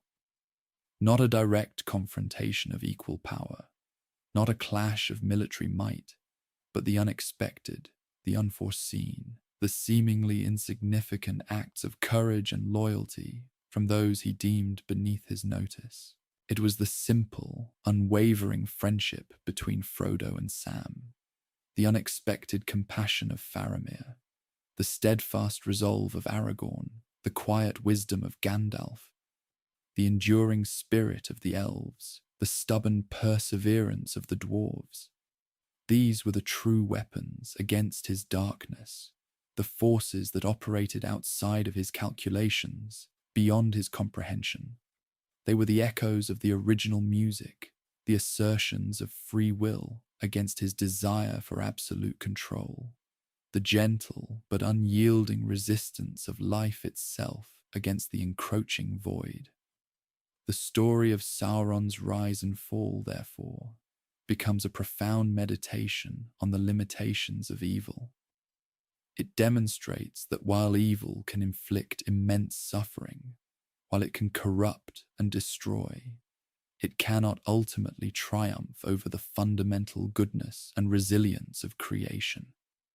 It is a slow, hypnotic rhythm, a gentle murmur that reminds us of the enduring choice for being, for life, for connection that reverberates through all of Arda. It is the quiet understanding that the greatest power does not lie in domination or destruction, but in the unyielding capacity for love, for hope, for the simple, persistent act of choosing good, even in the face of overwhelming darkness. And in that understanding, there is a profound peace, a tranquil assurance that the melody of Arda, though sometimes shadowed by discord, will always, ultimately, play on. It is the silent, eternal song of creation's resilience, the gentle hum of the world choosing to be, moment after moment, against all odds, a warmth that lingers long after the telling, a promise that resonates through the slumbering night. This persistent, gentle hum, this enduring promise, finds its deepest resonance in the very fabric of Tolkien's world, in the layers of its making, in the slow unfolding of Ea itself. For Sauron, in his relentless pursuit of control, failed to grasp that the world was not a mechanism to be mastered, but a living, breathing entity, one born of song and imbued with the very essence of its creators. From the first notes of the Ainulindale, the music of the Ainur, the seeds of all that would ever be, were sown. Melkor, the mightiest of the Ainur, sought to introduce discords, to bend the harmony to his own will, to create something solely of himself. But even his strident themes, his clashing notes, were ultimately woven into the greater tapestry, serving only to deepen the grandeur and complexity of the original design. Ilúvatar, the One, affirmed that all music, even the harsh and jarring, would in the end but serve to demonstrate the glory of the whole. Sauron, a Maiar, a spirit of lesser degree than the Ainur, was drawn to Melkor's power and order, to the promise of swift accomplishment and the mastery of material things. He was a craftsman, a smith of great skill, and he saw in Melkor's designs a potential for efficiency, for the grand shaping of the world according to a single, unyielding vision. He had no true understanding of the subtle, organic growth that Ilúvatar had intended, the slow unfolding of life, the beauty of imperfection, the strength found in diversity. He sought to impose, to forge, to command, and in this he echoed his master, though on a smaller, more focused scale. While Melkor desired to dominate all of Arda, Sauron, after his master's defeat and imprisonment, sought to become the lord of Middle-earth, to bring all its free peoples under his sway, to order their lives according to his iron will. His very essence, his being, became entwined with this desire for control. He poured his own formidable strength, his cunning, his very spirit, into the forging of the rings of power, especially the One Ring. This was his ultimate tool of domination, a focal point for his will, a means to bind and command the wills of others. He believed that through this artifact, he could truly master the secret fire, the spark of life and will that Ilúvatar had breathed into his creations. But he fundamentally misunderstood the nature of that spark. It was not a force to be enslaved, but a gift to be cherished, a source of inner strength that, while it could be tempted and corrupted, could never be entirely extinguished by external means. The elves, the firstborn, were the first to feel the subtle pressures of Sauron's deception. He came to them in fair form as Annatar, the Lord of Gifts, offering knowledge and assistance in crafting works of beauty and power. He appeared benevolent, a bringer of enlightenment, and many among the Gwaith Imirdain, the great smiths of Eregion, were swayed by his promises. They desired to preserve the beauty of their world, to stave off the slow fading that was their lot, and Sauron offered them the means to achieve this, or so it seemed. Under his tutelage, they forged the rings of power, and in their making, they unknowingly wove in the very patterns of Sauron's will, for he was their unseen master. But then, in secret, in the fires of Mount Doom, Sauron forged the One Ring, the Master Ring, into which he poured a great part of his own life force, his strength, his will to dominate. And when he put it on, the elves became aware of his true intent. They heard his voice in their minds, felt the binding power, and they understood his treachery. In terror, they cast off their rings, refusing to be enslaved. This act of defiance, this rejection of his dominion, was the first significant crack in Sauron's carefully constructed plan. He had sought to bind them, but they, through their innate wisdom and their deep connection to the true spirit of Arda, had resisted. This resistance, this refusal to be dominated, is a recurring theme, a gentle whisper that carries through all the ages of Middle-earth. It is the stubborn heart of the free peoples, a heart Sauron could never truly comprehend. He understood fear, he understood ambition, he understood the desire for power and security, but he did not understand the profound, inherent value of freedom itself, the fierce, quiet determination to govern one's own spirit. For him, freedom was chaos, an inefficiency that needed to be brought to order. For the children of Ilúvatar, freedom was the very breath of life, the sacred gift that made their existence meaningful. The tale of Númenor, the great island kingdom of men, is another tragic testament to Sauron's insidious methods. After his defeat in the Second Age by the combined might of elves and men, Sauron, though captured, allowed himself to be brought to Númenor. He did not come as a prisoner, but as a subtle poison. Slowly, through cunning words and dark counsel, he corrupted the hearts of the Númenorians, turning them away from the valor, from their reverence for Eru, and towards the worship of Melkor, the Dark Lord. He played upon their fear of death, their envy of the elves' immortality, promising them eternal life and dominion over all lands if they would but embrace his master's power. He convinced them to cut down the white tree, Nimloth, the symbol of their allegiance to the Valar, and in its place he erected a great temple to Melkor, where human sacrifices were offered. The strength of Númenor, once a beacon of light and wisdom, became a tool of darkness. Their mighty ships sailing east, not to offer aid and knowledge, but to establish dominion and exact tribute from the shores of Middle-earth.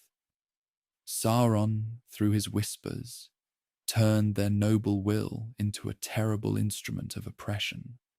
He did not need to wield a weapon of fire. His weapon was the corruption of the spirit, the distortion of truth, the twisting of love into fear. But even in this grand corruption, there was a kernel of resistance, a flicker of light that Sauron could not entirely extinguish. Elendil and his sons, the faithful, refused to bow to the darkness. They held to the ancient ways, preserving the white tree's fruit, the Palantiri, and the ancient lore. When Ilúvatar, in his wrath, brought about the downfall of Númenor, submerging the great island beneath the waves, Sauron's physical form was destroyed, but his spirit, though diminished, endured, fleeing back to Middle-earth, bearing the One Ring. He had orchestrated the downfall of a mighty kingdom, but he had failed to convert every heart, to extinguish every ember of hope. And in this failure lay the seeds of his eventual undoing. He rose again in Mordor, his spirit now irrevocably bound to the physical realm by the ring. He gathered his forces, his orcs, his trolls, his corrupted men, and sought to complete his dominion over Middle-earth. But the last alliance of elves and men, led by Gil-galad and Elendil, confronted him at the Dagorlad, the battle plain, and then besieged his fortress of Barad-dûr. It was here, on the slopes of Mount Doom, that Sauron himself came forth, clad in black armor, wielding the very mace that had shattered the shields and helms of his foes. He was a terrifying sight, a manifestation of pure, unadulterated power, and in that moment of ultimate confrontation, Gil-galad and Elendil, the two great kings, faced him. They fought valiantly, but both fell, consumed by Sauron's power. Yet in their sacrifice, they created an opening.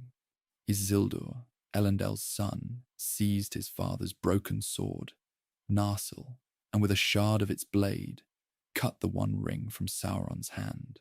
With the ring severed, Sauron's power was broken, his spirit diminished to a mere shadow, his physical form utterly destroyed. The Dark Lord was overthrown, and the Second Age drew to a close. This moment, the severing of the ring, was not an act of overwhelming personal power on Isildur's part, but an act of opportunity seized, born from the sacrifice of others. It was a testament to the fact that even the mightiest evil can be overcome, not necessarily by a greater force, but by a precise, unexpected action, often born of desperation or courage. Isildur, in his moment of triumph, chose to keep the ring, to wield it himself, believing he could master it. This was his fatal flaw, his inability to resist the allure of power, even from a defeated foe. The ring, though severed from Sauron, still held a fragment of his will, a subtle, corrupting influence that would patiently await its time. For centuries, Sauron remained a nameless shadow, a lingering dread. He was the necromancer of Dol Guldur, a growing darkness in Mirkwood, a presence felt rather than seen. He slowly gathered his strength, sending out his Nazgul, his ringwraiths, to search for the One Ring, the vessel of his power. He sought to regain his lost dominion, to finish what he had started, to impose his absolute will upon all of Middle-earth. He rebuilt his strength, not through direct conquest at first, but through the slow, insidious corruption of minds, the stirring of ancient hatreds, the sowing of discord among the free peoples. He believed that the forces of good were fragmented, weakened, and that they lacked the unified will to stand against him. He saw the fading of the elves, the dwindling of the Númenorian descendants, the isolation of the dwarves. He underestimated the enduring strength of Middle-earth, the quiet resilience of its inhabitants, the persistent thread of hope that ran through the tapestry of their lives. He could not conceive of a power that was not rooted in domination, a strength that did not manifest in armies and fortresses. And this, ultimately, was his greatest blind spot, his fatal error, the forbidden weapon that he could not recognize, let alone employ. It was not a weapon of destruction, but of creation. It was not a force of subjugation, but of liberation. It was the collective, quiet, unwavering spirit of all who chose to resist his darkness, not out of a desire for power themselves, but out of a love for the world, for freedom, for one another. It was the capacity for acts of seemingly small, yet profoundly significant courage and kindness. Consider Frodo, a hobbit, small and seemingly insignificant, burdened with the greatest task imaginable. Sauron, in his calculations, would have dismissed such a creature as inconsequential, a mere pawn to be swept aside. He would have understood the ambition of a king, the wisdom of a wizard, the skill of a warrior, but not the simple, enduring fortitude of a hobbit. Yet it was Frodo and his steadfast companion Samwise who carried the ring into the very heart of Mordor, into the fires of Mount Doom itself. Their journey was not one of conquest, but of endurance, of sacrifice, of a love that transcended the horrors they faced. Sam's unwavering loyalty, his refusal to abandon Frodo, his simple acts of kindness, carrying his master when he could no longer walk, offering him words of comfort and encouragement, fighting off despair. These were not acts that Sauron could ever truly understand or account for. They were outside his system of power, beyond his calculations of strength and weakness. They were the manifestations of that deeper, more fundamental force, the very essence of life choosing to persist, to connect, to nurture. It was not through a grand battle of wills that the ring was finally destroyed, but through the unexpected intervention of Gollum, another creature corrupted by the ring, yet still driven by his own twisted desire for it. In his final, desperate struggle, Gollum bit the ring from Frodo's finger, and in his demented joy, he missed his footing and fell into the cracks of doom, taking the ring with him. Sauron's power, which he had poured into that object, was utterly undone. His spirit, severed from its anchor, became a mere shadow, a whisper of malice, forever powerless to harm the world. So, the forbidden weapon Sauron was too afraid to use, or more accurately, too uncomprehending to even perceive, was the profound, subtle, and ultimately indomitable power of goodness, of love, of hope, of self-sacrifice, and of the simple, unyielding choice for life and freedom. It was the power not to dominate, but to preserve, not to control, but to cherish. It was the deep, resonant harmony of Arda, the melody that endured through all of Melkor's discords and Sauron's tyrannical impositions. This is the enduring lesson, the gentle rhythm that permeates the sleep-inducing tales of Middle-earth. It is the understanding that true strength lies not in the might of arms or the ambition of power, but in the quiet courage of a steadfast heart, the simple act of choosing compassion over cruelty, hope over despair, and connection over isolation. It is the profound truth that even in the face of overwhelming darkness, the light of goodness, though sometimes dim, can never be truly extinguished, for it is woven into the very fabric of existence, a silent, eternal song, a promise that resonates through the slumbering night, a warmth that lingers long after the telling, a peace that settles softly upon the soul. And in that peace, there is the gentle hum of the world choosing to be, moment after moment, against all odds, a warmth that lingers long after the telling, a promise that resonates through the slumbering night. And so we find ourselves drifting gently through the echoes of that long-ago struggle, a story not just of battles and kingdoms, but of the very spirit of being. We spoke of Sauron's perceived forbidden weapon, that profound and subtle power he could not grasp.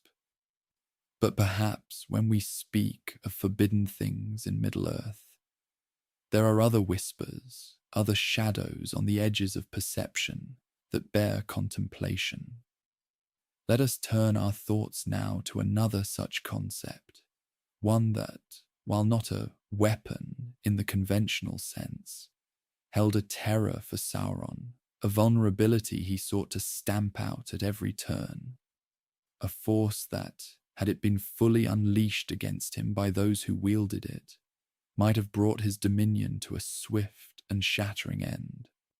I speak now of the elves, and specifically, their deep, intrinsic connection to the very fabric of Arda, a connection expressed through their art, their lore, their music, and most profoundly, through their ring lore and the 3 rings they forged, unmarred by Sauron's hand.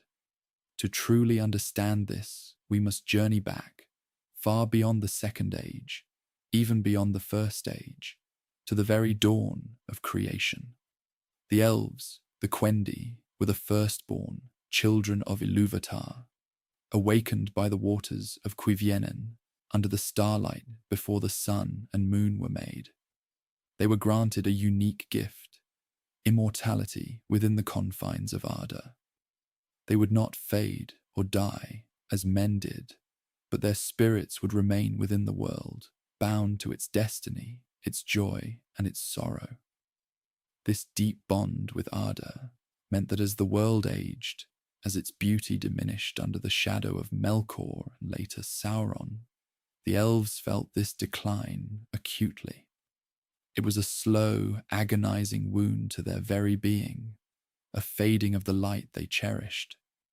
This fading was not merely a poetic concept, it was a deep, existential dread for them. As the ages passed, the magic and beauty of the elder days seemed to recede, replaced by a more mundane, less vibrant reality. The elves, accustomed to a world of profound wonder, saw their forests shrink, their ancient cities crumble, and their influence wane. This was the long defeat they faced, not just against the forces of darkness, but against the inexorable flow of time itself. It was this fear of fading, This desire to preserve the beauty and grace of their realms that ultimately led the elves of Eregion, under the masterful smith Celebrimbor, to engage in the forging of rings of power. It was a time of relative peace in the Second Age, or so it seemed. Sauron, having risen to power in the east after the defeat of Morgoth, presented himself in a fair guise, calling himself Annatar, the Lord of Gifts. He came to the elves, especially those of Eregion, whose skills in craft and lore were unmatched, offering his knowledge, his wisdom, to help them preserve and enhance their works. He spoke of stemming the decay, of holding back the ravages of time, of creating things of lasting beauty. The elves, ever lovers of beauty and preservers of knowledge, were initially swayed. They were drawn by the promise of maintaining the glory of their lands, of creating a haven where the fading could be held at bay. Under Sauron's guidance, for he was a great craftsman himself, having learned much from Aule in the earliest days, they forged many rings of power. 16 such rings were made by the elven smiths, crafted with immense skill and imbued with powerful enchantments. These were the lesser rings, and to these Sauron contributed his direct knowledge and cunning. But Celebrimbor, though eventually deceived, harboured a deeper wisdom, a subtle unease. He sensed a darkness beneath Annatar's fair words, a hunger for control that went beyond mere preservation. He learned much from Sauron, yes, but he also held back, retaining a core of independent knowledge. And so, in secret, without Sauron's direct involvement, Celebrimbor forged 3 rings of power. Narya, the ring of fire, Nenya, the ring of water, and Vilya, the ring of air. These were the greatest of the elven rings, the most potent, and crucially, they were made solely by elven hands, filled with elven magic and unmarred by Sauron's direct influence. These 3 rings had a unique purpose. They were not for conquest or domination, but for preservation, for healing, for revealing beauty, and for giving courage. Narya, the ring of fire, worn by Gandalf later in the Third Age, had the power to inspire courage, to rekindle hope, and to withstand weariness. Nenya, the ring of water, worn by Galadriel, had the power to preserve, to protect from evil, and to create a haven of beauty and peace, as seen in Lothlorien. Vilya, the ring of air, eventually worn by Elrond, had the power to heal and to maintain, to preserve knowledge and life, as seen in Rivendell. However, Sauron had a grander, darker plan. While the elves were forging their rings, he was secretly labouring in the fires of Mount Doom, pouring his own essence, his own will, his own malice and desire for domination into the One Ring. The purpose of the One Ring was to control all the other rings of power, to bind their wearers to his will, and through them to dominate all life in Middle-earth. It was the ultimate instrument of control, a physical manifestation of his tyrannical ambition. When Sauron finally put on the One Ring, the elves immediately perceived him. Their rings, forged with such care, suddenly revealed the true intention behind all the rings of power. The elves heard Sauron's voice, his command, reaching out to them through the very rings they wore. One ring to rule them all, one ring to find them, one ring to bring them all, and in the darkness, bind them. In that moment, the elves understood the terrible deception. They immediately took off their rings, hiding them and refusing to use them as long as Sauron wore the one. They knew that to use their rings while Sauron wielded his would be to fall under his power, to become instruments of his will.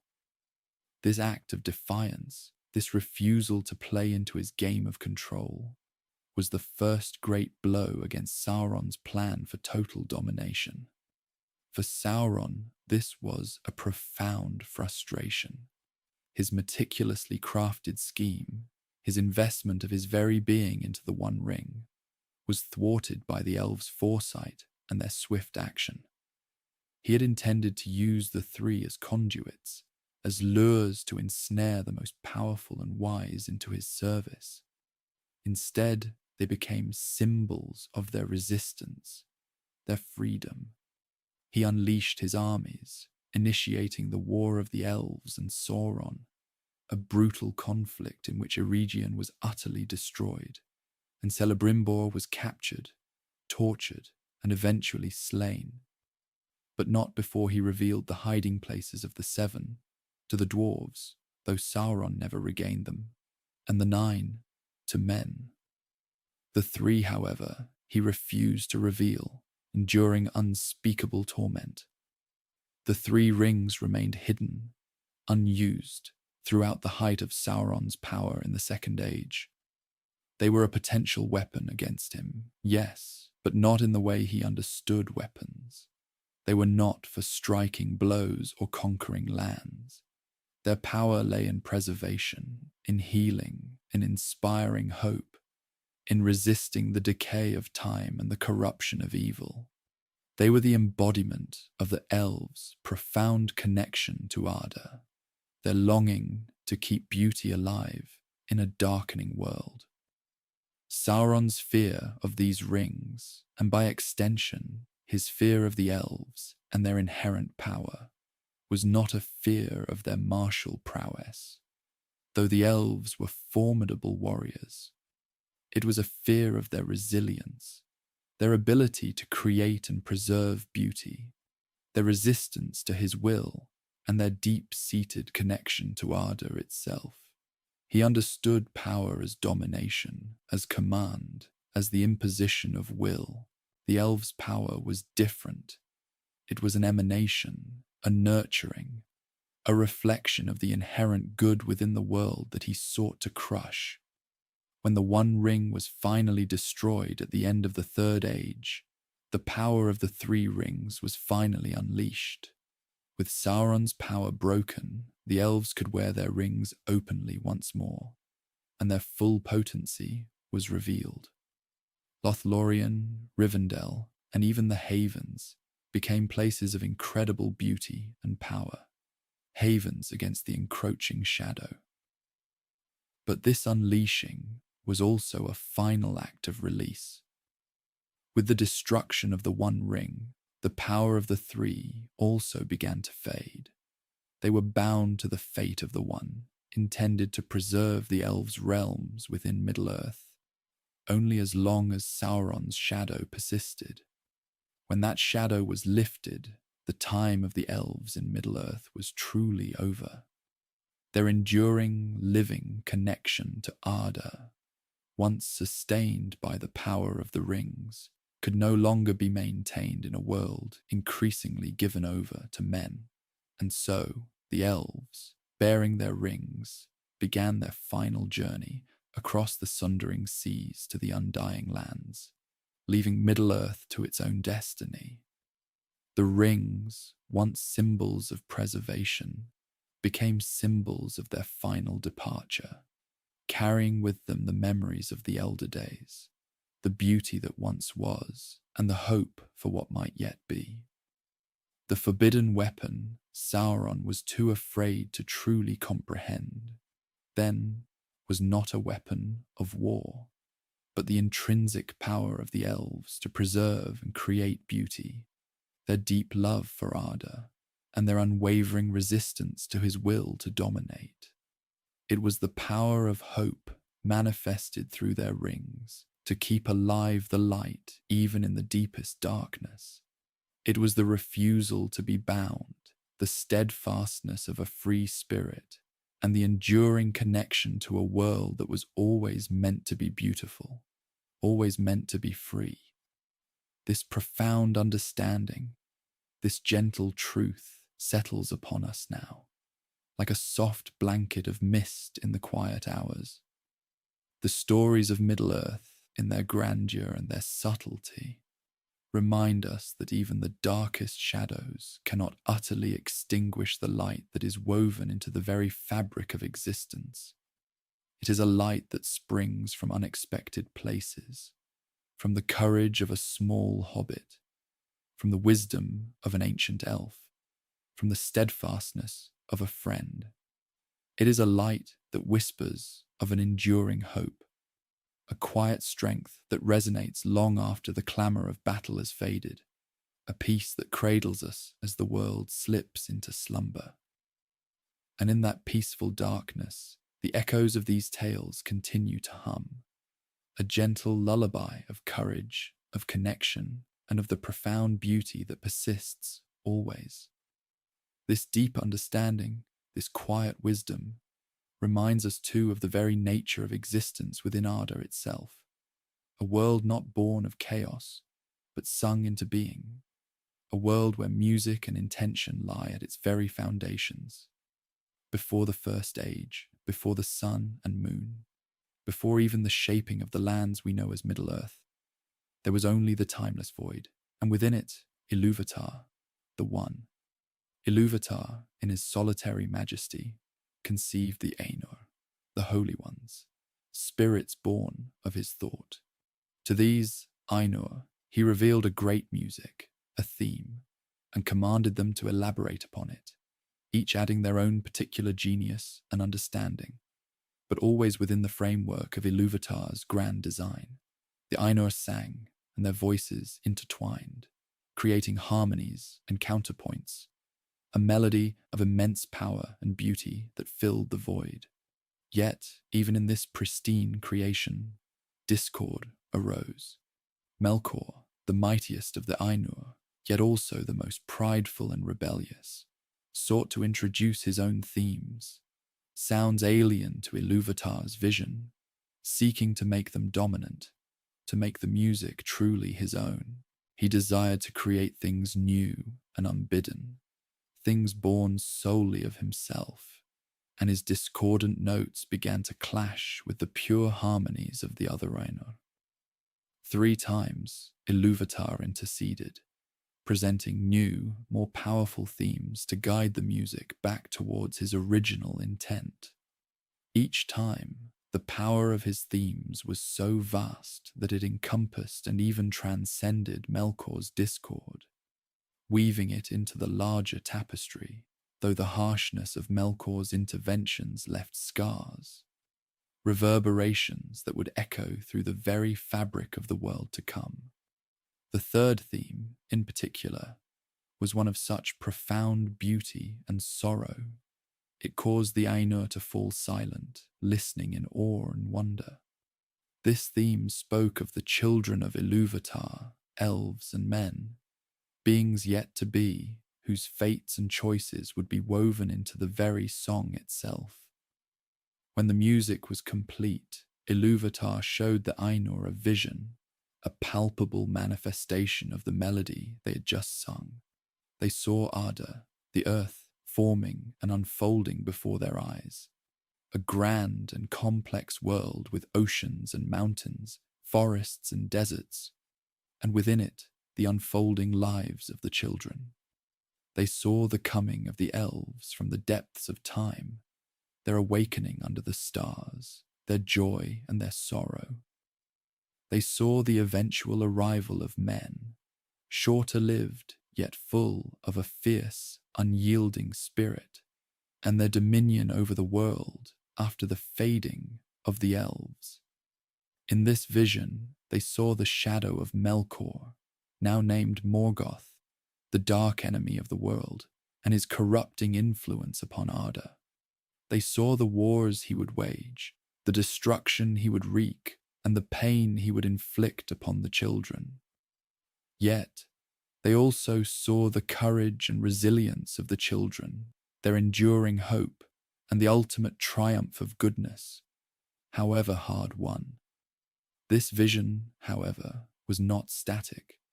It was alive, moving, and it caused some of the Ainur to yearn to descend into Arda and shape it according to the music they had sung. And so Ilúvatar granted them this desire. Many of the Ainur, the mightiest among them, chose to descend into Arda, to become the Valar and the Maiar, the powers of the world. They poured their essence into the very substance of Arda, shaping it with their hands and their will, making it ready for the coming of the children.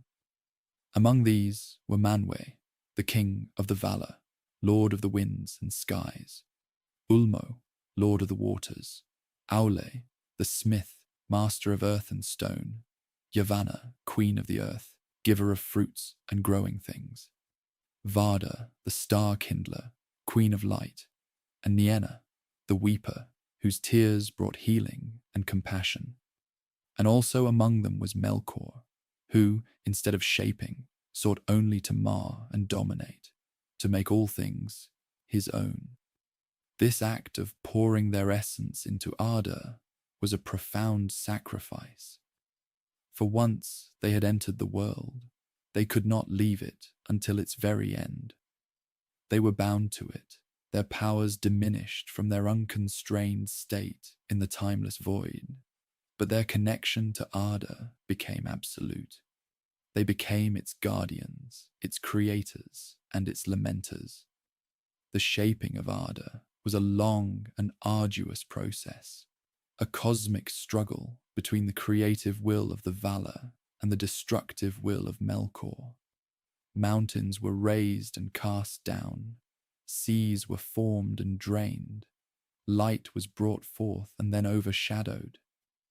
The very land itself bore the scars of these ancient conflicts, the echoes of the Ainulindale, the music of the Ainur. Yet, amidst this grand shaping, the Valar never forgot the children of Ilúvatar, the purpose for which Arda was ultimately made. They prepared the world, cultivating its beauty, ensuring that places of peace and refuge would exist for those who were to come. They created the two lamps, Iluin and Ormul, which illuminated the world before the sun and moon, bringing a golden age of growth and beauty to a young Arda, a time known as the Spring of Arda. During this time, Yavanna sowed the first seeds, and the world bloomed in verdant abundance. But Melkor, ever envious, ever destructive, saw this light and beauty as a challenge to his own dark dominion. He cast down the two lamps, plunging the world into a primordial gloom and forever altering the face of Arda. The destruction was immense, and from the debris, the great sea was formed, and the first continents were shaped. The Valar, grieving, retreated to the uttermost west, to the land of Aman, where they built their blessed realm of Valinor, a haven of light and peace, protected by the great mountain range of the Pelori. Even in their retreat, however, the Valar did not abandon Middle-earth entirely. They created the two trees of Valinor, Telperion and Laurelin, sources of light more pure and beautiful than anything seen before. A light that waxed and waned in cycles, marking the passage of time in the blessed realm. It was under the light of these trees that the elves, the firstborn of Ilúvatar, were destined to awaken in Middle-earth, not in the full light of the sun, but under the gentle starlight, a testament to their deep connection to the cosmos and the music of creation. And so, the stage was set, the world was shaped, its history already echoing with the strains of divine music and the clash of opposing wills.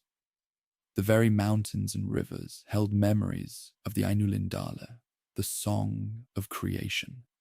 The coming of the elves, and then of men, was not an accident, but an integral part of Ilúvatar's grand theme, a theme that even Melkor's discord could not ultimately destroy, but only distort and delay.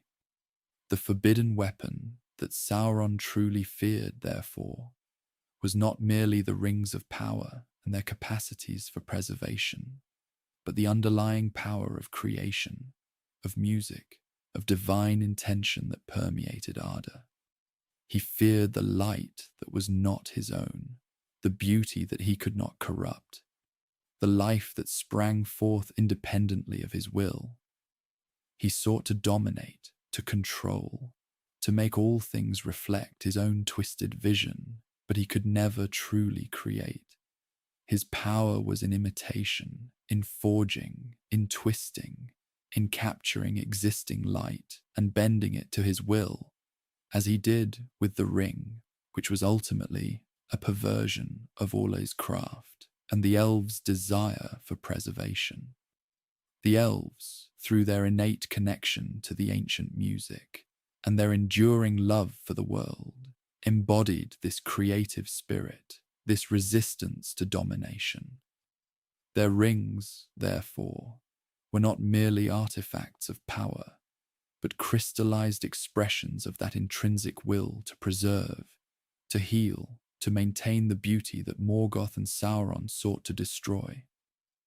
This was the true nature of the light they held, a light that shone from within, a reflection of the original harmony of Arda, and a constant reminder of the world's true purpose. This profound truth, this ancient song, continues to resonate through the ages, a gentle hum beneath the surface of all things. It whispers of a world deeply interconnected, where every stone and every star, every creature and every thought echoes the memory of its making.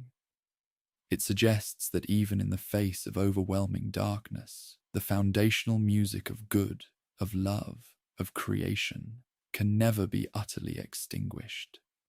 It always remains a quiet promise, a steadfast hope, woven into the very fabric of being, waiting to be heard by those who listen with an open heart.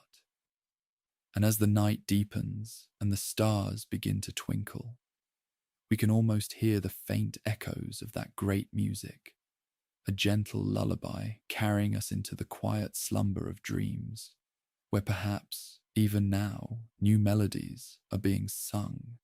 And so we find ourselves drifting deeper into the understanding of Sauron's truest fears, not merely of specific artifacts, but of the very essence of Arda itself, an essence instilled by Ilúvatar and echoed by the Ainur.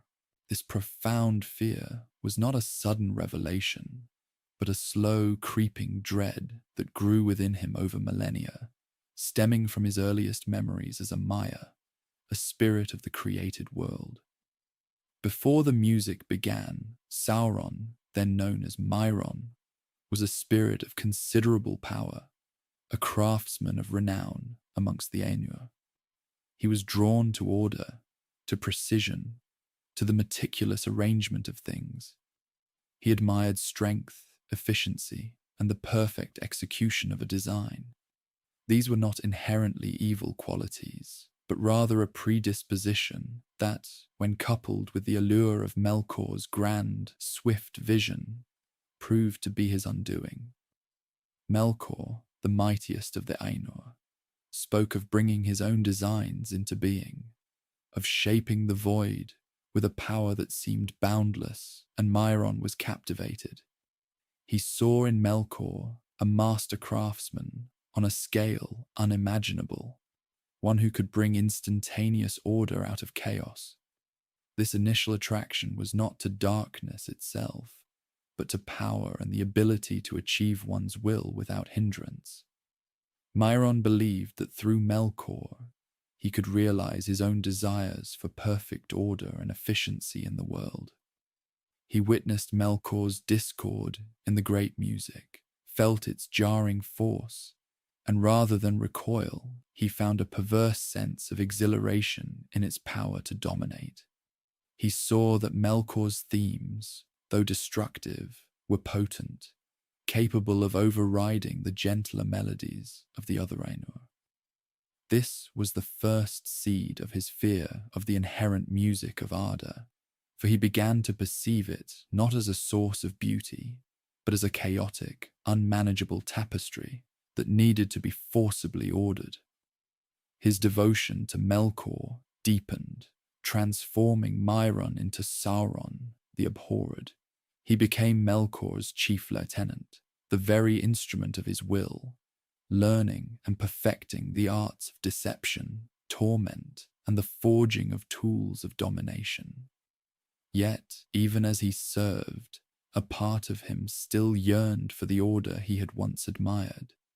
But now it was an order imposed through force, a rigid structure where all things moved according to a single, overriding will, his master's, and by extension, his own. He learned of the inherent resilience of things, the way life sprang back after devastation, the way the valor continued their slow, patient work of healing and shaping Arda. Despite Melkor's relentless assaults, this persistence, this quiet defiance of chaos gnawed at him. It was a subtle, unyielding force, far removed from the overt clashes of power he preferred. When Melkor was finally cast out of Arda and imprisoned in the halls of Mandos, Sauron was left to continue the work of his master. It was then, perhaps, that the true depth of his fear began to coalesce. He was no longer under the direct shadow of the mightiest Ainur, but was forced to confront the task of dominating Arda on his own. He found that the inherent will of the world, though bruised and scarred by the wars of Melkor, still pulsed with life. The elves, who had awakened by the waters of Quivien, were creatures deeply attuned to this life, to the music of Arda. They cherished the world, preserving its beauty, creating their own works of art and craft that resonated with the original harmony. Their very existence was a challenge to Sauron's desire for absolute control. He observed their love for the trees, the rivers, the stars, a love that fostered growth and beauty rather than conquest. He saw their skills in crafting, their ability to imbue objects with a part of their own spirit, to make things that endured and brought joy. This was a form of power he could not truly understand, for it sprang from generosity and affection, not from a desire to dominate. He saw the light in their eyes, the ancient wisdom in their songs, and he knew that this was a power he could not break by brute force alone. Therefore, he shifted his strategy.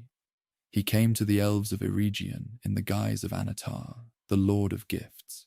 He offered his knowledge, his skills, purporting to help them enhance their mastery over the fading world, to preserve its beauty from the ravages of time and the lingering taint of Melkor. His words were honeyed, his appearance fair, and his promises seductive. He preyed upon their natural desire to maintain the beauty of Arda, to mend the hurts inflicted upon it. He understood their longings, their fear of change, their wish to hold on to the perfection they remembered from the days of the trees. He taught them much, and together they forged the rings of power. But even in this act of collaboration, his true purpose was control. His aim was not to create beauty, but to ensnare the minds and wills of those who wore the rings, to bind them to his own will through the one ring he made in secret. He believed that by mastering the elves, the very embodiment of Arda's enduring spirit, he could finally achieve absolute dominion. He understood that the elves' rings, the three, were different. They were made without his direct touch, imbued with the pure intentions of their makers, Celebrimbor and the other elven smiths, guided by their desire for preservation and healing. These rings, therefore, resonated more profoundly with the inherent music of Arda, amplifying the natural inclinations of their wielders towards beauty and growth rather than conquest. When Sauron put on the One Ring and the elves became aware of his treachery, they cast off their rings. This act of defiance, this rejection of his dominion, was a profound blow to Sauron's plans. He had assumed that once the rings were made, once his will was woven into their very fabric, the wielder would be irrevocably bound. The elves, however, through their deep connection to the ancient music, through their innate spiritual strength, were able to resist. They understood that the power of their rings, if used under Sauron's shadow, would become a perversion of their original intent. This demonstrated to Sauron that there was a strength in Middle-earth that transcended the raw power he wielded. It was a strength rooted in intrinsic goodness, in the love for creation, in the will to preserve rather than to dominate. This was the forbidden weapon he truly feared. The uncorrupted will, the pure love for Arda, the inherent spiritual resilience of its inhabitants, especially the elves. He feared that which he could not corrupt, could not control, could not bend to his own design. He saw this resilience not just in the elves, but later in men of Númenor, though their fall ultimately came from within, driven by pride and the fear of death, which Sauron masterfully exploited. Yet even after Númenor's destruction, a remnant remained, the faithful who clung to their ancient allegiances and reverence for the valor. They brought with them the seedling of the White Tree, a living symbol of the light of Valinor, a direct link to the unspoiled beauty of Arda before Melkor's shadow fell. This persistence of light, even in the darkest times, was a constant source of frustration and fear for Sauron. And then there were the hobbits, small, seemingly insignificant creatures, yet possessing a remarkable tenacity, a simple love for their home and hearth, and a profound resistance to the allure of power. Frodo Baggins, the ring-bearer, was chosen precisely for these qualities. His humility, his capacity for compassion, and his quiet courage were forces that Sauron could not comprehend, let alone overcome. Sauron understood raw power, military might, strategic cunning, and the manipulation of fear. But he had no experience with, and therefore no defense against, the power of self-sacrifice, of mercy, of love for a friend, or the simple desire to protect one's home. These were the true, forbidden weapons against him, for they operated on a plane of existence he had long since abandoned, a plane rooted in the very core of Arda's creation.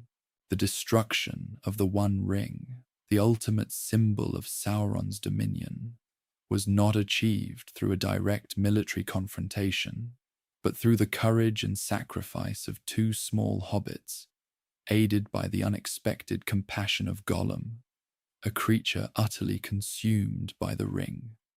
It was a moment driven not by strategy, but by the deeper currents of fate and the inherent music of Arda, which, despite all of Sauron's efforts, still resonated beneath the surface of all things. The ring's destruction was an act of surrender, of letting go of power, not an act of seizing it. This was the ultimate irony for Sauron. His downfall came not from a greater power, but from the rejection of power itself. His fear of the intrinsic good, of the pure and uncorrupted will, was therefore always justified. It was the quiet, unwavering flame of hope, the persistent love for Arda, the simple choice to do good despite overwhelming odds, that ultimately brought about his undoing. He could twist metals, raise armies, weave enchantments, and corrupt minds, but he could not extinguish the fundamental spark of life and creativity that Ilúvatar had breathed into Arda. That spark, preserved by the elves, defended by men, and ultimately carried by the hobbits, was the true and unbreakable weapon against his darkness. As the echoes of the great music gently guide us further into the quietude of this night, we can reflect on the profound truth that often the greatest strengths lie not in overt displays of power, but in the subtle, enduring qualities of character and spirit. The world of Arda, with its ancient forests, its flowing rivers, and its star-strewn skies, hums with this truth. It reminds us that even when shadows lengthen and despair seems to loom, there is an underlying harmony, a steadfast purpose that can never be fully silenced. This enduring melody, woven into the very fabric of existence, is a testament to the power of creation itself, a power that Sauron, in all his might and malice, could never truly comprehend or overcome. It is the deep wellspring of hope that sustained Middle-earth through countless ages of strife, a quiet promise that light will always return, that beauty will always endure, and that the heart's true desires for goodness and peace will ultimately prevail. Let the gentle reverberations of this ancient music wash over you, a soothing balm to the weary mind. Imagine the stars like tiny jewels scattered across a velvet sky, each one a distant note in Ilúvatar's grand symphony. Feel the quiet strength of the earth beneath, ancient and enduring, holding within it the memories of ages past and the promise of ages to come. This world, so rich with story and meaning, offers a profound sense of peace to those who listen closely, inviting us to rest, to rejuvenate, and to dream of the gentle dawn. The whispers of Middle-earth, softly spoken, now carry you into a deep and peaceful slumber, where the harmonies of creation guard your rest. And as the mists of sleep begin to gather, let us consider another profound truth etched into the very stones and trees of Middle-earth. A truth that speaks of a weapon so potent, so utterly antithetical to Sauron's nature, that he dared not, perhaps could not, wield it. The power of selfless sacrifice, born of true love and compassion. This was not a weapon forged in fire or imbued with dark enchantments, but one that resided within the very spirit of the children of Ilúvatar, a force he could never comprehend, let alone master. From the earliest dawn of Arda, even before the sun and moon first graced the sky, the seeds of this power were sown. Think of Melian, a Maiar of great beauty and wisdom, who chose to leave the undying lands and entwine her fate with that of Ilúthingol, a king of the Sindar elves. Her love was so profound, so binding, that it wove a living barrier of protection around Doriath, the girdle of Melian, a magical ward born not of force, but of devotion. This was a love that transcended the divides of race and origin, a commitment that offered protection without seeking conquest, a profound act of giving. Sauron, in his endless pursuit of domination, could only understand power as a means to control, to subjugate, to bend others to his will. The concept of power as a shield, born of selfless affection, was utterly alien to him. Consider the tale of Beren and Luthien, perhaps the most poignant illustration of this forbidden weapon.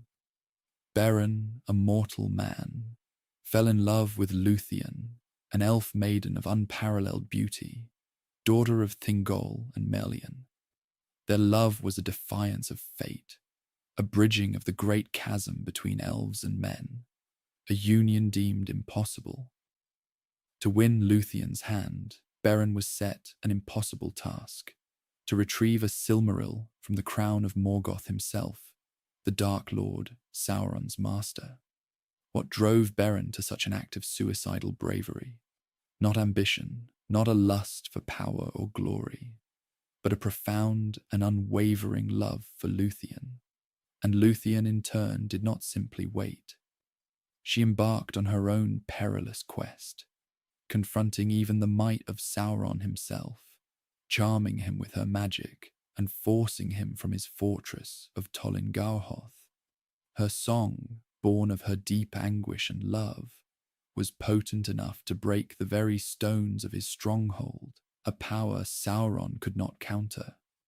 Together, Beren and Luthien faced Morgoth, enduring unimaginable horrors. Beren lost a hand to the monstrous wolf Karkaroth, who swallowed the Silmaril. Yet, their love, their unbreakable bond, allowed them to succeed where armies had failed. And when Beren finally perished, struck down by Karkaroth, Luthien's grief was so immense, so profound, that it moved even Mandos, the doomsman of the Valar, to compassion. For the first and only time, Mandos, whose pronouncements were immutable, was swayed. Luthien chose mortality, forsaking her elvish immortality and all hope of the undying lands, to be reunited with Beren in a brief second life as mortals. Her sacrifice was absolute, driven by a love that defied even death. This willingness to give up everything, to choose personal annihilation for the sake of another, was a weapon Sauron could never forge, never understand, and never overcome. His entire existence was predicated on self-preservation, on the accumulation of power for his own aggrandizement.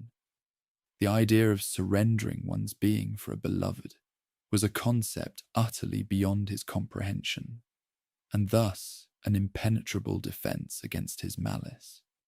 Even in the darkest days of the First Age, amidst the endless battles against Morgoth, there were acts of selflessness that resonated with this profound power. Fingolfin, High King of the Noldor, rode alone to Morgoth's gates, challenging the Dark Lord to single combat, knowing it was a death sentence. He did so not out of a futile hope of victory, but out of desperation to buy time for his people, to rekindle their hope, and to shame Morgoth. His sacrifice, though it ended in defeat, was a beacon of defiance, an act of courage born of love for his people. Sauron, the strategist and manipulator, would see only the folly of such an act, the waste of a powerful warrior. He would never grasp the deeper spiritual victory achieved through such self-immolation. Moving into the Second Age, when Sauron himself rose to power as the Dark Lord of Middle-earth, this theme continued to manifest. The Númenorians, blessed with long life and great prowess, were tempted by Sauron's deceptions, promising them eternal life if they served him. But there were those among them, the faithful, who clung to their ancient allegiances, who cherished the elves and the Valar, and who refused to bow to the shadow. Elendil and his sons, Isildur and Anarion, chose exile over corruption, leaving their beloved homeland as it was consumed by the sea, carrying with them the fading light of Númenor's true heritage. Their act was one of profound commitment to ideals higher than personal gain, a choice to preserve goodness even at immense personal cost. Sauron, who had orchestrated the downfall of Númenor through deceit and the allure of power, could only marvel at such stubborn resistance, unable to fully break the spirit of those who held love and loyalty above all else.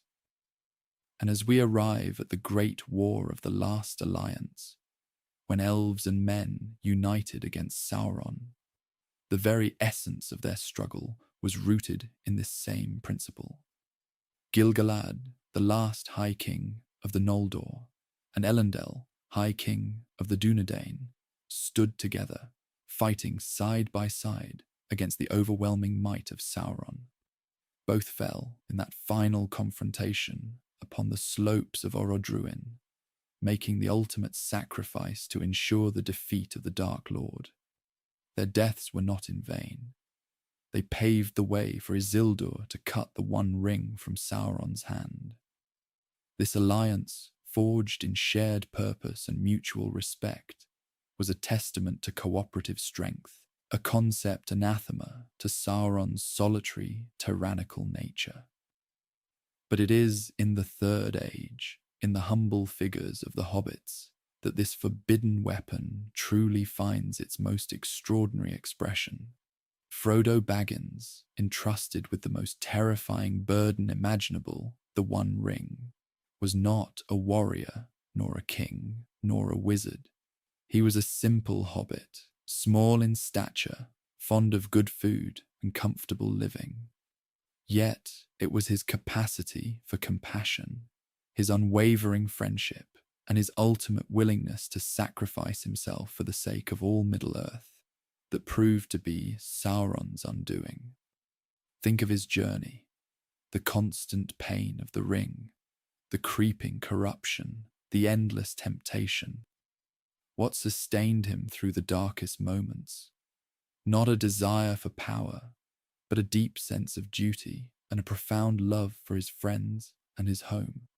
And beside him, Samwise Gamgee, the truest embodiment of this self-sacrificing love.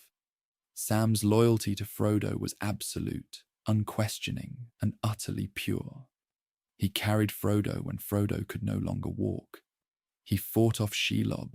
He endured the horrors of Mordor, all for the sake of his master, his friend. His love was not for glory nor for reward, but simply for Frodo and for the hope of a world free from the shadow. When Frodo finally stood on the lip of the cracks of doom, unable to cast the ring into the fire, it was the culmination of his long suffering, the final victory of the ring's power over his exhausted will. Yet, even in that moment, the path to victory had been paved by countless prior acts of selfless love and compassion. Gollum, driven by his obsession, ultimately destroyed the ring by accident, but his very existence and his part in the ring's destruction was a twisted consequence of Bilbo's original act of mercy. Bilbo could have killed Gollum in the Misty Mountains, but he chose not to, a decision guided by a fleeting moment of pity. That single act of mercy, seemingly small, rippled through time, ultimately leading to the ring's destruction. Sauron, who understood only cruelty and domination, could never have foreseen, let alone orchestrated, such a chain of events. He could not conceive of pity, of mercy, of love so profound it would sacrifice everything. The Fellowship itself was an embodiment of this power, diverse races bound by a common cause, individuals willing to lay down their lives for one another. Aragorn, who chose the path of humility and service over the easy acquisition of power, who loved Arwen with a devotion that spanned centuries, and who ultimately embraced his destiny as king, not for personal glory, but to heal and restore his broken people. Gandalf, a Maiar sent to guide and not to dominate, who gave his life fighting the Balrog to save his companions, only to be resurrected, his power enhanced, as a testament to his selflessness. Even Boromir, who succumbed to the ring's temptation, found redemption in his final, heroic defense of Merry and Pippin, a desperate act of Atonais. This, then, was the forbidden weapon Sauron was too afraid to use, the power of selfless love, compassion, and sacrifice. It was forbidden to him, not because it was inherently dark or dangerous, but because it was fundamentally incompatible with his very being, with his philosophy of control and domination. He could not wield it because it required a surrender of self, an embrace of vulnerability, a valuing of others above oneself, all concepts utterly anathema to his nature.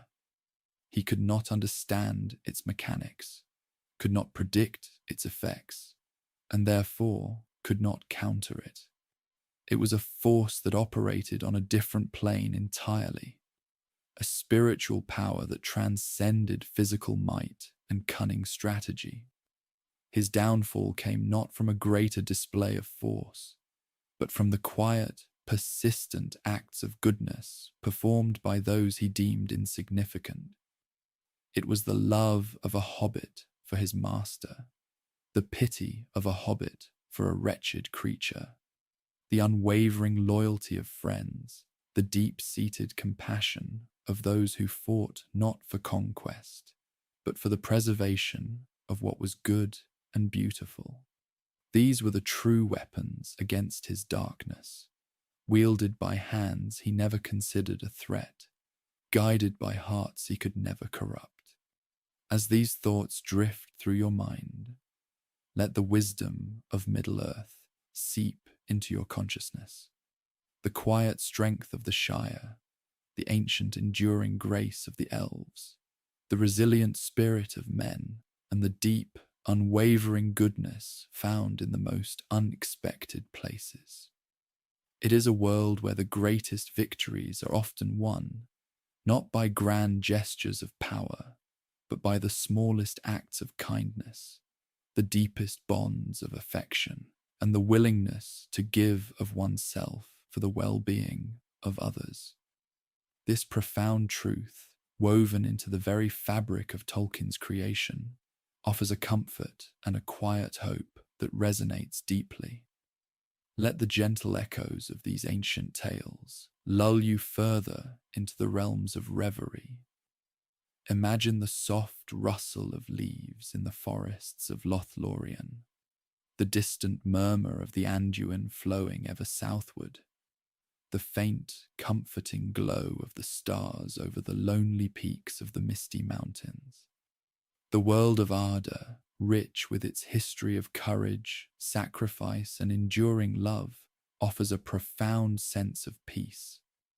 It reminds us that even in the face of overwhelming darkness, the light of compassion and selfless connection will always find a way to shine through, guiding us, protecting us, and ultimately prevailing.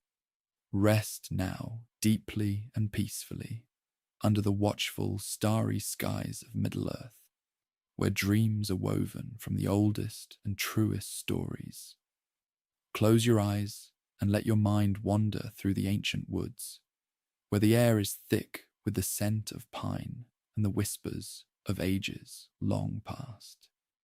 Picture the quiet strength of the Ents, those venerable shepherds of the trees, whose slow thoughts and unhurried steps embody the very patience of the earth itself. They are beings of profound wisdom, their roots reaching deep into the soil of time, their branches reaching towards the heavens, bearing witness to countless seasons of growth and decay, of joy and sorrow. Their very existence is a testament to the enduring power of nature, a force that Sauron, in his relentless pursuit of mastery, could never truly comprehend or conquer. He sought to bend the natural world to his will, to defile its beauty with his furnaces and his engines of war. But the Ents, in their ancient steadfastness, represented an insurmountable barrier to his complete dominion. Their awakening, spurred by the passionate pleas of Merry and Pippin, was a force of nature unleashed, a righteous fury born of millennia of quiet observation and simmering indignation. It was not a weapon forged in fire, but a power grown from the earth itself, a living, breathing testament to the sanctity of the natural world. Consider also the enduring spirit of the elves, those firstborn children of Ilúvatar, whose lives span the vastness of ages. Their beauty is not merely superficial, but a reflection of their deep connection to the very essence of Arda. They are beings of memory and song, guardians of ancient knowledge and timeless artistry. Their long lives grant them a perspective that transcends the short-sighted ambitions of mortals and the destructive appetites of the Dark Lord. They understand the patterns of the world, the ebb and flow of light and shadow, the delicate balance that sustains all life. Their strength lies not in conquest, but in preservation, in crafting beauty that endures, in remembering the past and hoping for a future free from corruption. The rings of power that they forged, though initially created with good intentions, ultimately served as a painful lesson in the dangers of seeking to control the passage of time, or to preserve things unchanging in a world meant for change. Yet, even as they faded from Middle-earth, their light did not diminish, but rather retreated to the undying lands, a beacon of hope and a promise of a realm beyond the reach of shadow. Their departure, a long, bittersweet farewell, underscores the theme of fading, a melancholic beauty inherent in the very fabric of Arda. And then there are the men, the second-born, whose lives are fleeting in comparison to the elves, yet whose potential for both good and ill is immense. They are the inheritors of Middle-earth, destined to shape its future, to face its challenges, and to either succumb to the darkness or rise above it. Their stories are filled with both triumphs and tragedies, with acts of profound courage and moments of devastating weakness. Think of Aragorn, the heir of Isildur, burdened by a lineage of both glory and failure, yet choosing a path of humility, service, and sacrifice.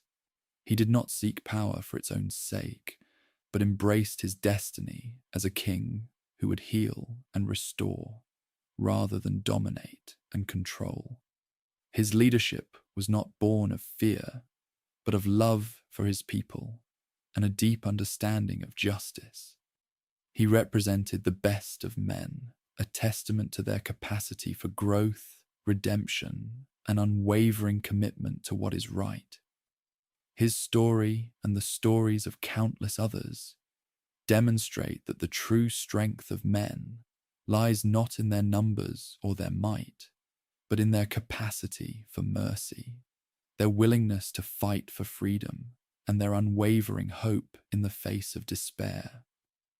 Even among the men, consider the Rohirrim, the horse lords, whose bond with their steeds is a spiritual one, a profound connection that transcends mere utility. Their charge at the Pelennor fields, a thunderous wave of courage and defiance, was a direct assault on the heart of Sauron's forces.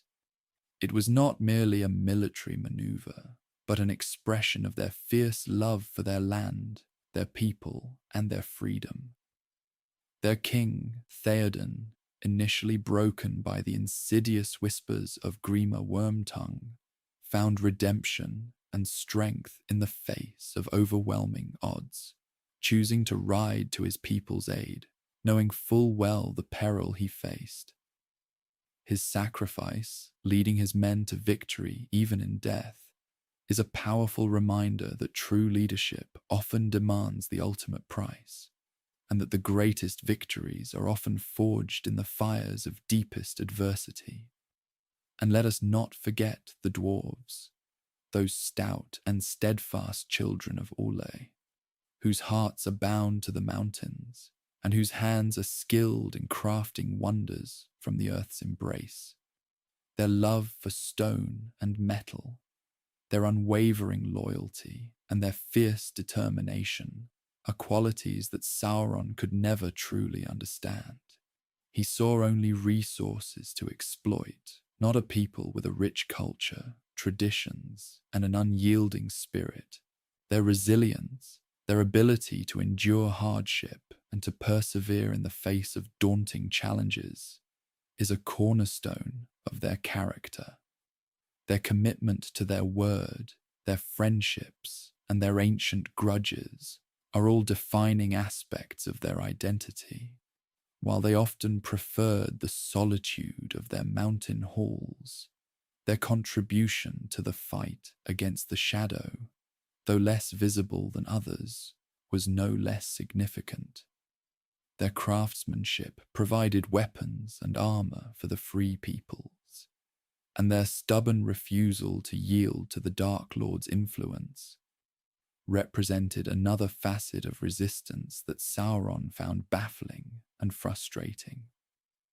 All these diverse peoples, with their unique strengths and vulnerabilities, their hopes and their fears, played their part in the grand tapestry of Middle-earth's history. Sauron, in his monolithic ambition, sought to homogenize, to control, to reduce all to a single, subservient will. But the very diversity of Arda, the multitude of its creatures and cultures, was ultimately its greatest defense. He could never understand the strength that arose from genuine connection, from shared purpose, from the free will of beings who chose to stand together against him. The very landscape of Middle-earth itself holds a profound significance. The ancient forests, the majestic mountains, the winding rivers, the vast plains, each place carries its own history, its own spirit. The Shire, a small haven of peace and comfort, was perhaps the most potent symbol of all that Sauron sought to destroy. Its innocence, its quiet joy, its unassuming beauty represented everything he despised. Yet it was from this seemingly insignificant corner of the world that the most crucial agents of his downfall emerged. The journey of the hobbits from their familiar, cozy homes into the terrifying vastness of the world symbolizes the courage to step beyond one's comfort zone, to face the unknown, and to embrace a destiny far greater than oneself. Their small stature and apparent lack of martial prowess were precisely what made them so dangerous to Sauron. He sought power in the grand and the mighty, failing to perceive the strength hidden in the humble and the meek. So, as these images and ideas gently swirl through your mind, allow yourself to sink further into the peaceful depths of slumber. Let the wisdom of Middle-earth impart its quiet lessons upon your dreaming thoughts. The understanding that true power lies not in domination, but in service. Not in control, but in compassion. Not in grand gestures, but in the small, consistent acts of goodness. The knowledge that even in the darkest of times, hope can be found in unexpected places, in the hearts of those who seem least likely to possess it. The profound truth that the enduring bonds of friendship, the unwavering commitment to justice, and the quiet courage to do what is right are the most potent forces in the world. Let the whispers of the ancient trees, the murmur of the rivers, and the soft glow of the elven stars guide you into a restful sleep. May your dreams be filled with the beauty and the enduring hope of Middle-earth, a world where light always finds a way to pierce the deepest shadows, and where the spirit of good, though often tested, will always, ultimately, prevail. Drift away now into the quiet embrace of the night, carried on the gentle currents of these timeless tales. And as your thoughts drift, let us consider a force, a concept, a weapon, if you will, that Sauron himself, in all his dark majesty and terrifying ambition, ultimately feared to wield, or perhaps more accurately, was incapable of truly understanding and thus mastering. It is not a weapon of iron or fire, no blade forged in the pits of Angband, no spell woven in the shadows of Dol Guldur. It is something far more subtle, yet infinitely more potent. The power of true creation, the flame of inspiration, the very essence of making something new and beautiful for its own sake, untainted by a desire for domination or control. Recall, if you will, the very beginning, the music of the Ainur. Before the world was, there were the Ainur, spirits born of the thought of Ilúvatar, the One. And Ilúvatar gave them a theme, a magnificent melody, and bade them make music together. This was the first act of creation, a symphony that brought into being the very fabric of existence. Melkor, the most powerful of the Ainur, but also the most ambitious and prideful, sought to interweave his own thoughts, his own discordant notes into the harmony. He desired to create something solely of himself, to impose his will upon the music, rather than contribute to the collective beauty. His discord, though initially powerful, was ultimately absorbed and transformed by Ilúvatar's greater theme, proving that even defiance could not utterly destroy the fundamental goodness of creation. Sauron, as a Maiar, was one of these Ainur, though of a lesser order than Melkor. He was originally a spirit of craftsmanship, skilled in smithing and design, known in his innocence as Mairon, the Admirable. His talents were meant to be used in service of the Vala, to shape the world and bring forth beauty. Yet he too fell under the sway of Melkor, drawn by the Dark Lord's immense power and the promise of mastering creation. But where Melkor sought to twist and corrupt, to make things solely for his own glory and to dominate the wills of others, Sauron became adept at imitation, at manipulation.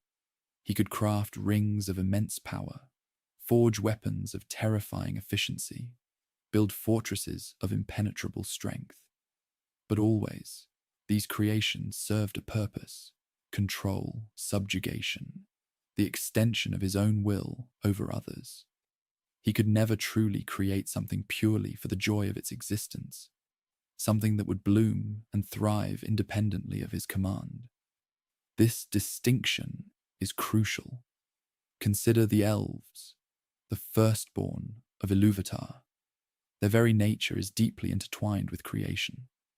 They are beings of artistry and song, their hands skilled in shaping the earth, their voices in weaving tales and melodies.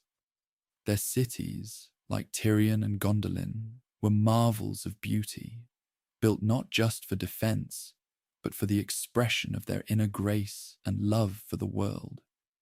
Their works, even a simple jewel like the Silmarils, contained a living light, a spirit that could not be replicated by any dark power. Fëanor, the greatest of the Noldor elves, poured his own spirit, his own inner light, into the Silmarils, making them unique and irreplaceable. This act was a profound expression of uncorrupted creation, a reflection of the divine music itself. Sauron, on the other hand, could only imitate and corrupt. The rings of power, his most famous creations, were not made to enhance the innate beauty or potential of the wearers. They were tools of surveillance, instruments to bind the wills of others to his own. Even the ring he poured most of his own being into, the One Ring, was not a celebration of unique artistry, but a mechanism of absolute dominion. It did not inspire, it enslaved. It did not uplift, it corrupted. Its very existence was a perversion of true creation, a mockery of the light that sprung from Ilúvatar. And what of the creatures he made? The orcs, for instance, were not truly created by Melkor or Sauron. They were twisted, tortured elves, or perhaps other beings, utterly corrupted and bred for war. This is not creation. It is a desecration. It is taking something good and marring it, defiling its inherent nature. He could not bring forth life in its true sense.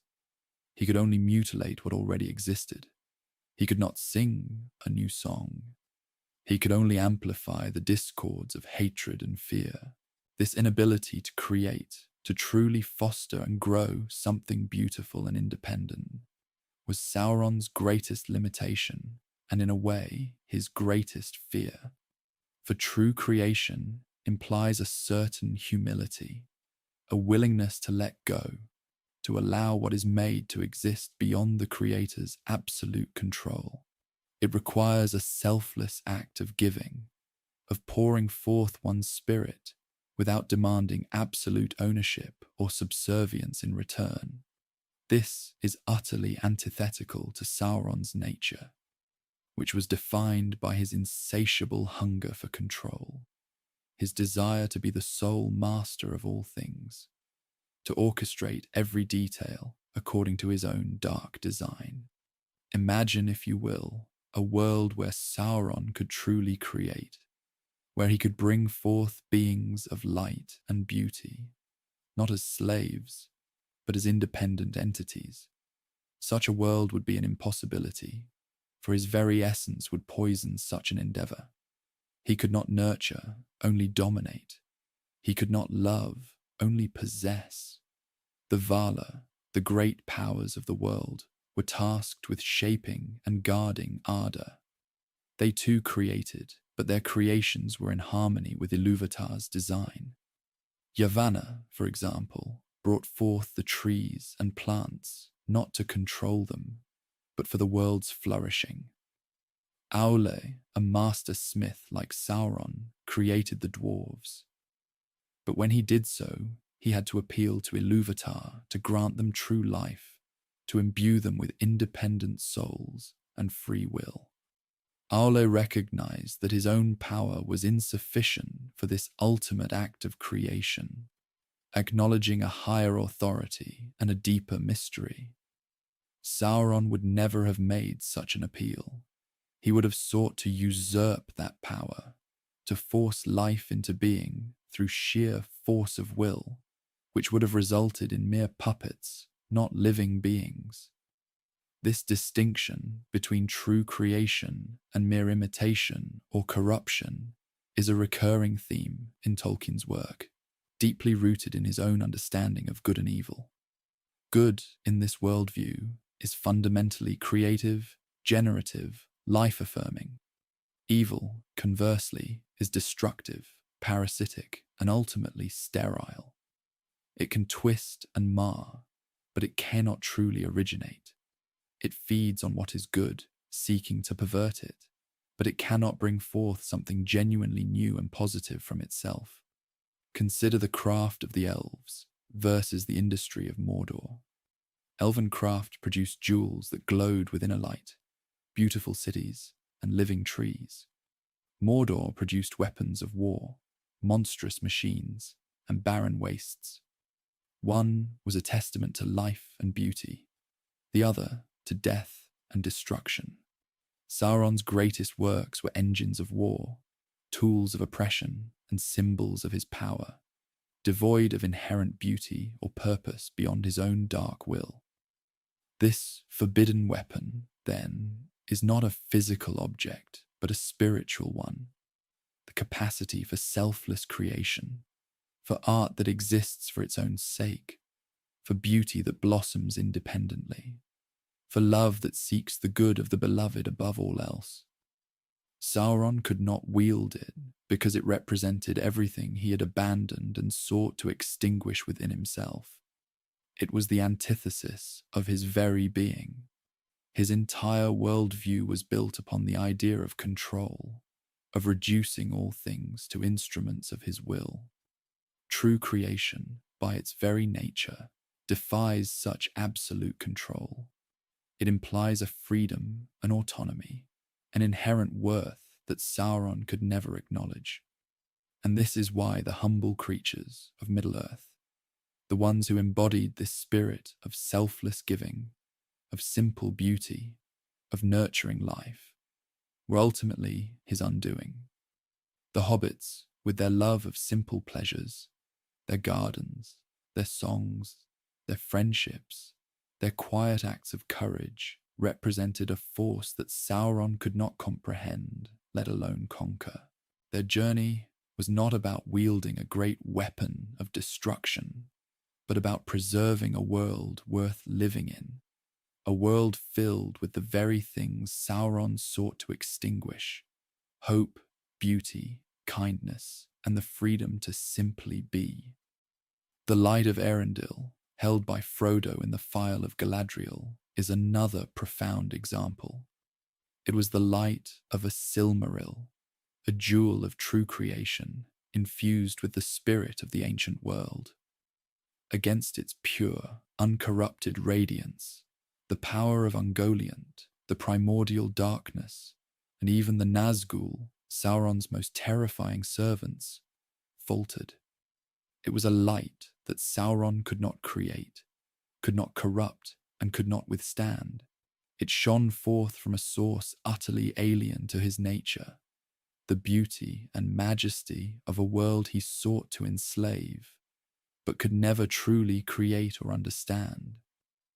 So, as the gentle current of these thoughts carries you deeper into rest, consider this ultimate power, this forbidden weapon that Sauron dared not, and indeed could not, wield.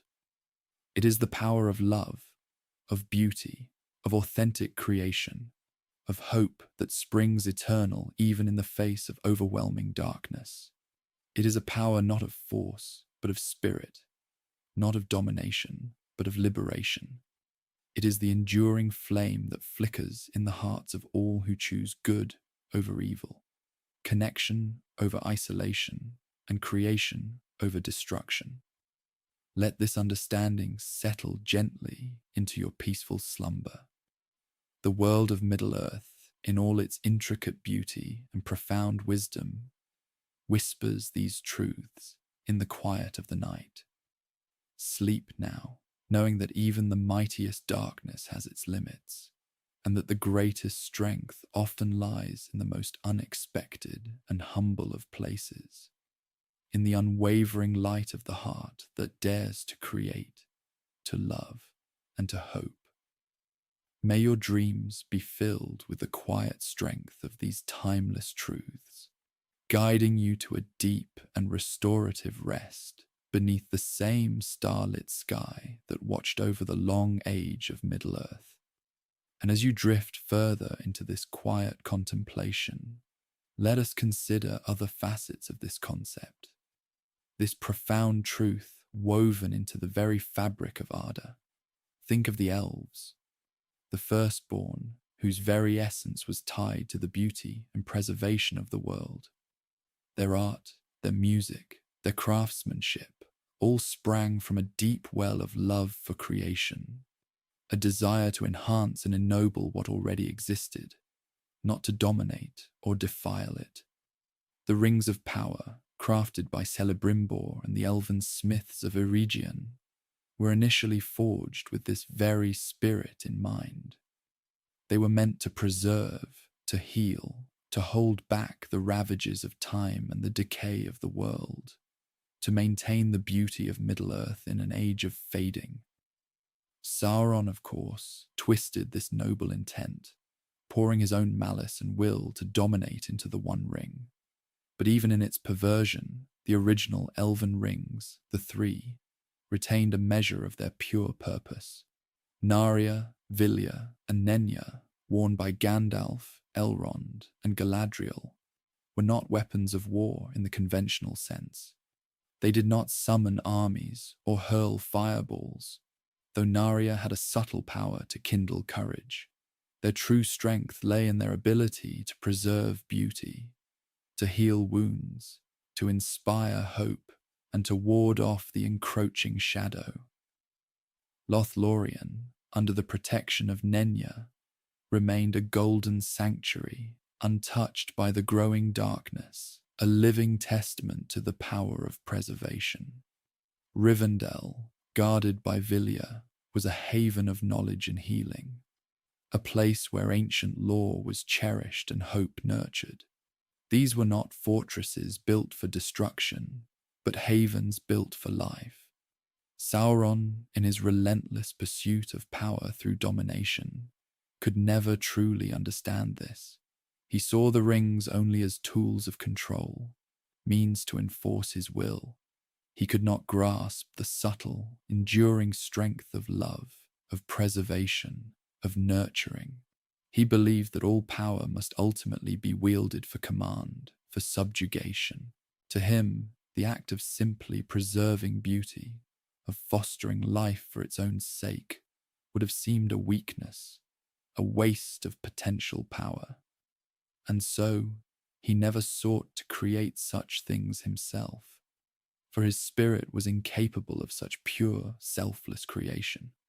His creations were always twisted, always tools for his dark designs. Orcs, trollmen, the forging of weapons of war, the defilement of lands. He could only corrupt, never truly create anew in the spirit of Eru Ilúvatar. Consider also the great trees of Middle-earth, the ancient forests like Fangorn, and the Ents who guarded them. These ancient beings, the shepherds of the trees, moved with a slow, deliberate wisdom, their lives measured in centuries and millennia.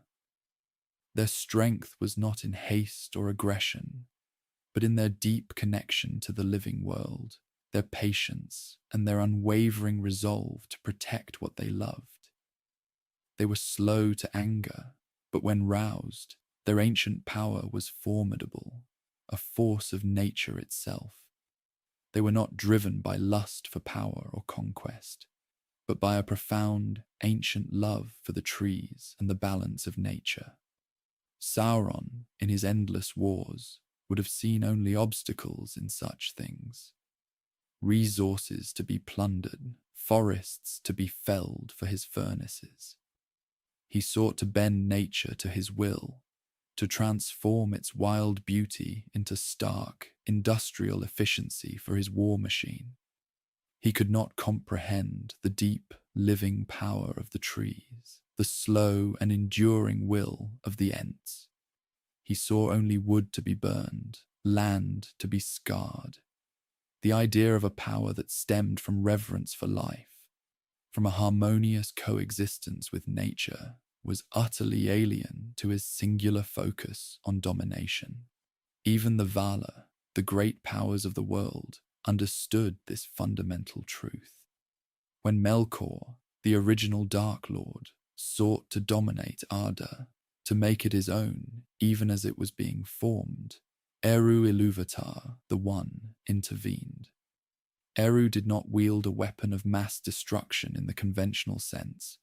He did not summon a cosmic army.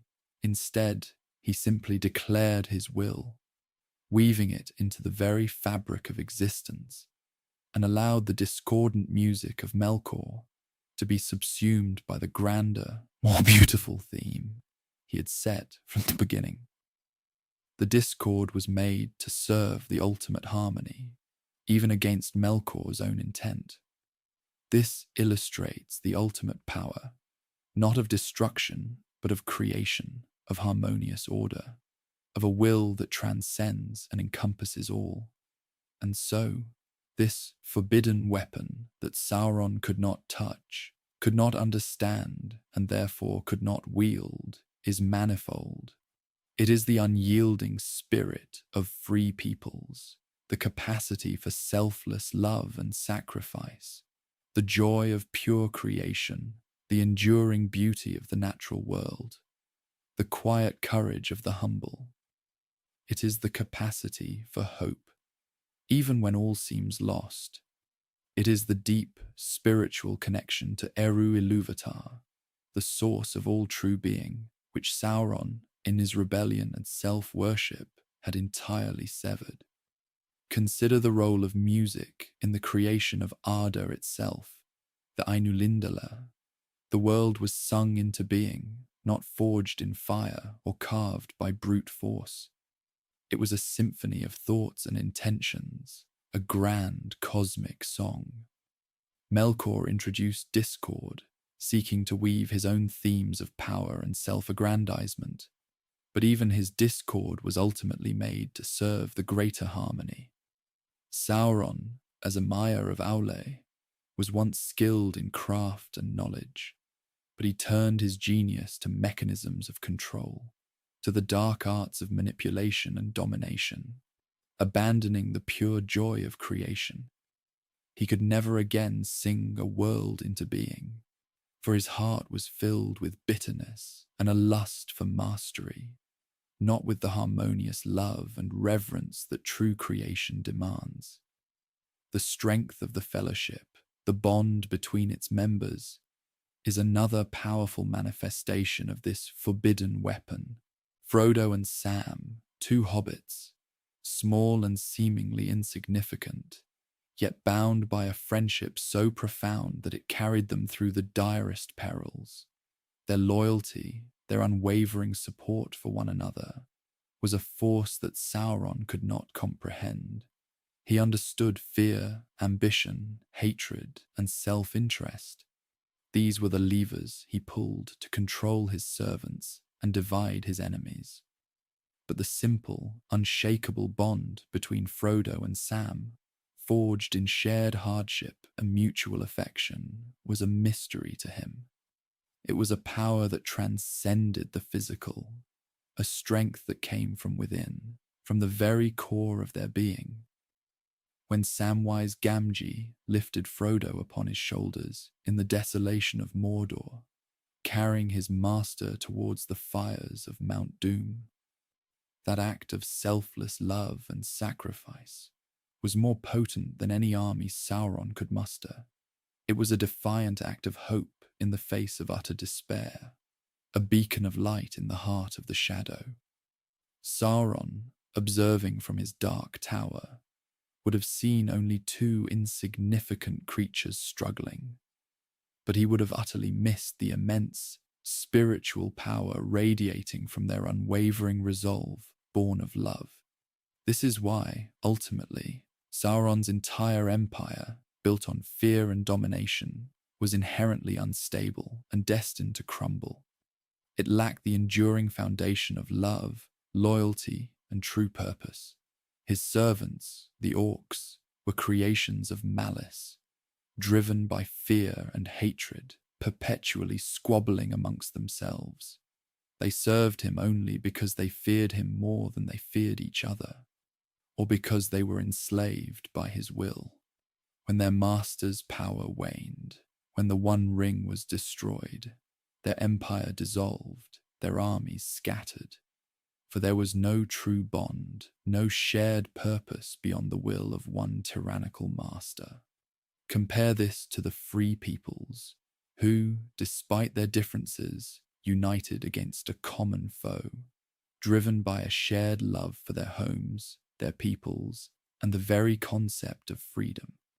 The men of Rohan, the warriors of Gondor, the elves, and the dwarves all stood together, not out of fear of Sauron alone, but out of a deeper love for what they sought to protect.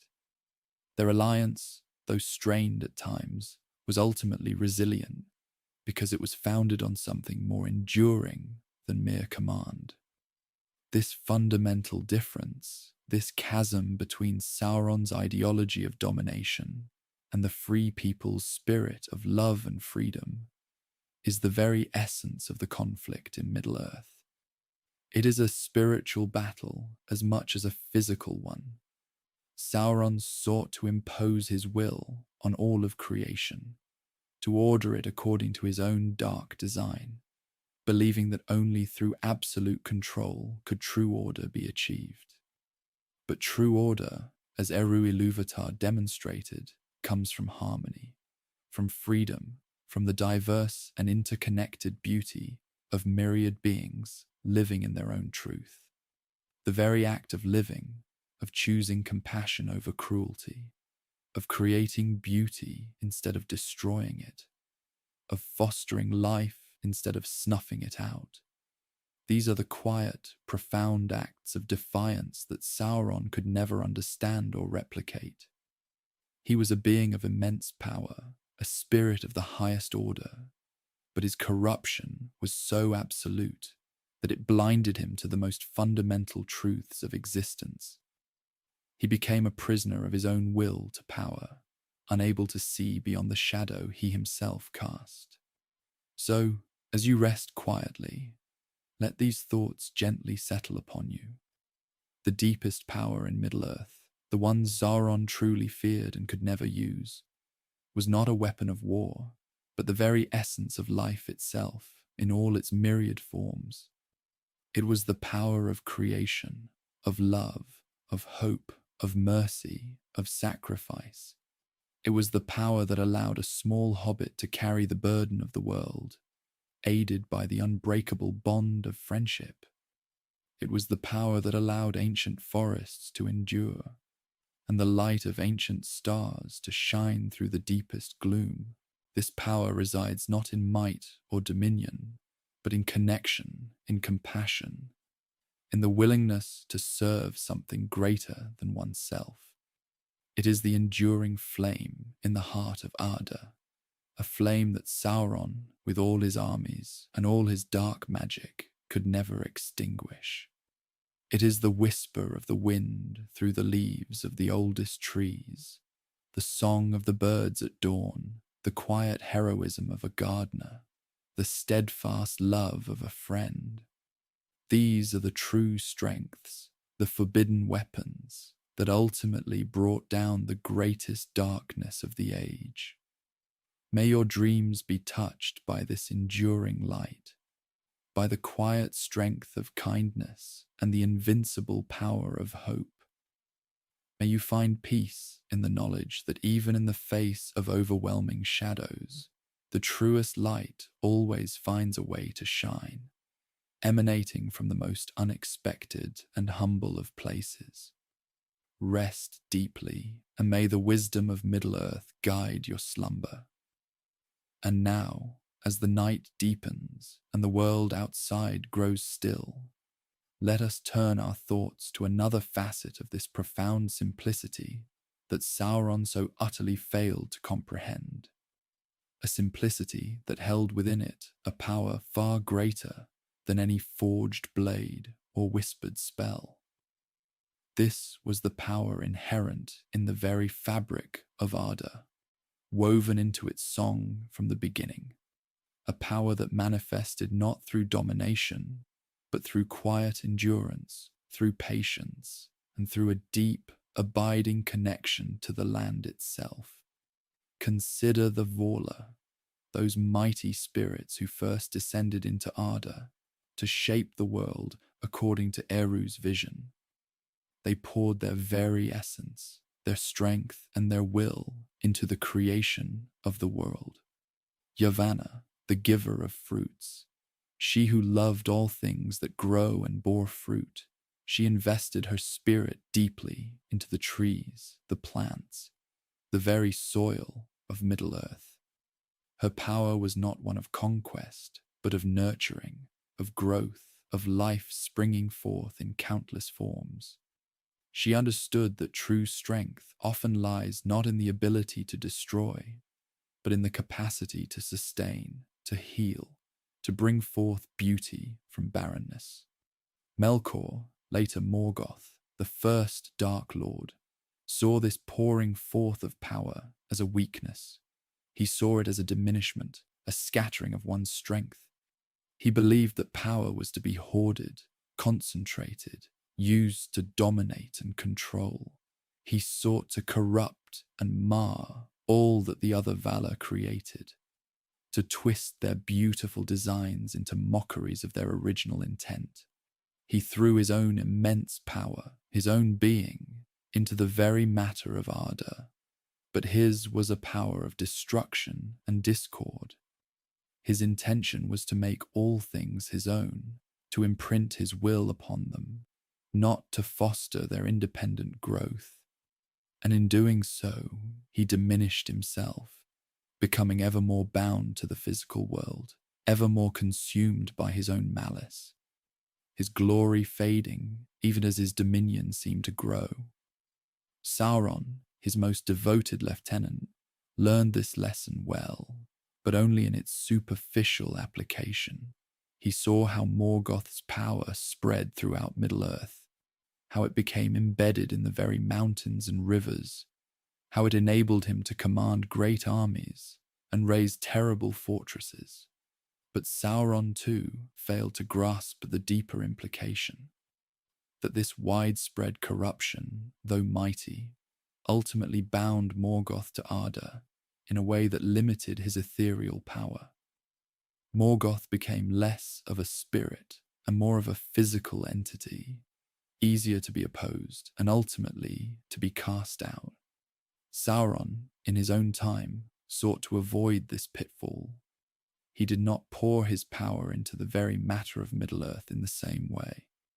Instead, he concentrated much of his remaining strength into a single artifact, the One Ring.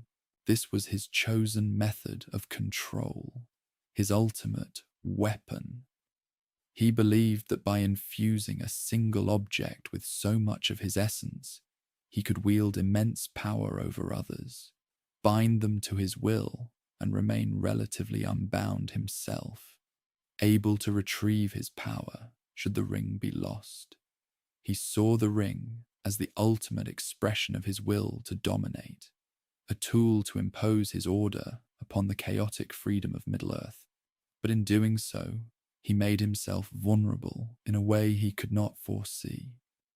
He, the great strategist, the master of deceit, became utterly dependent on this one object. The ring became not just a tool, but a part of him, an extension of his very being. And in this dependence lay his greatest weakness, a vulnerability that was the antithesis of the quiet, enduring strength that Morgoth and Sauron both disdained. The forbidden weapon that Sauron truly feared, the power he could never use and would never understand, was the power of letting go.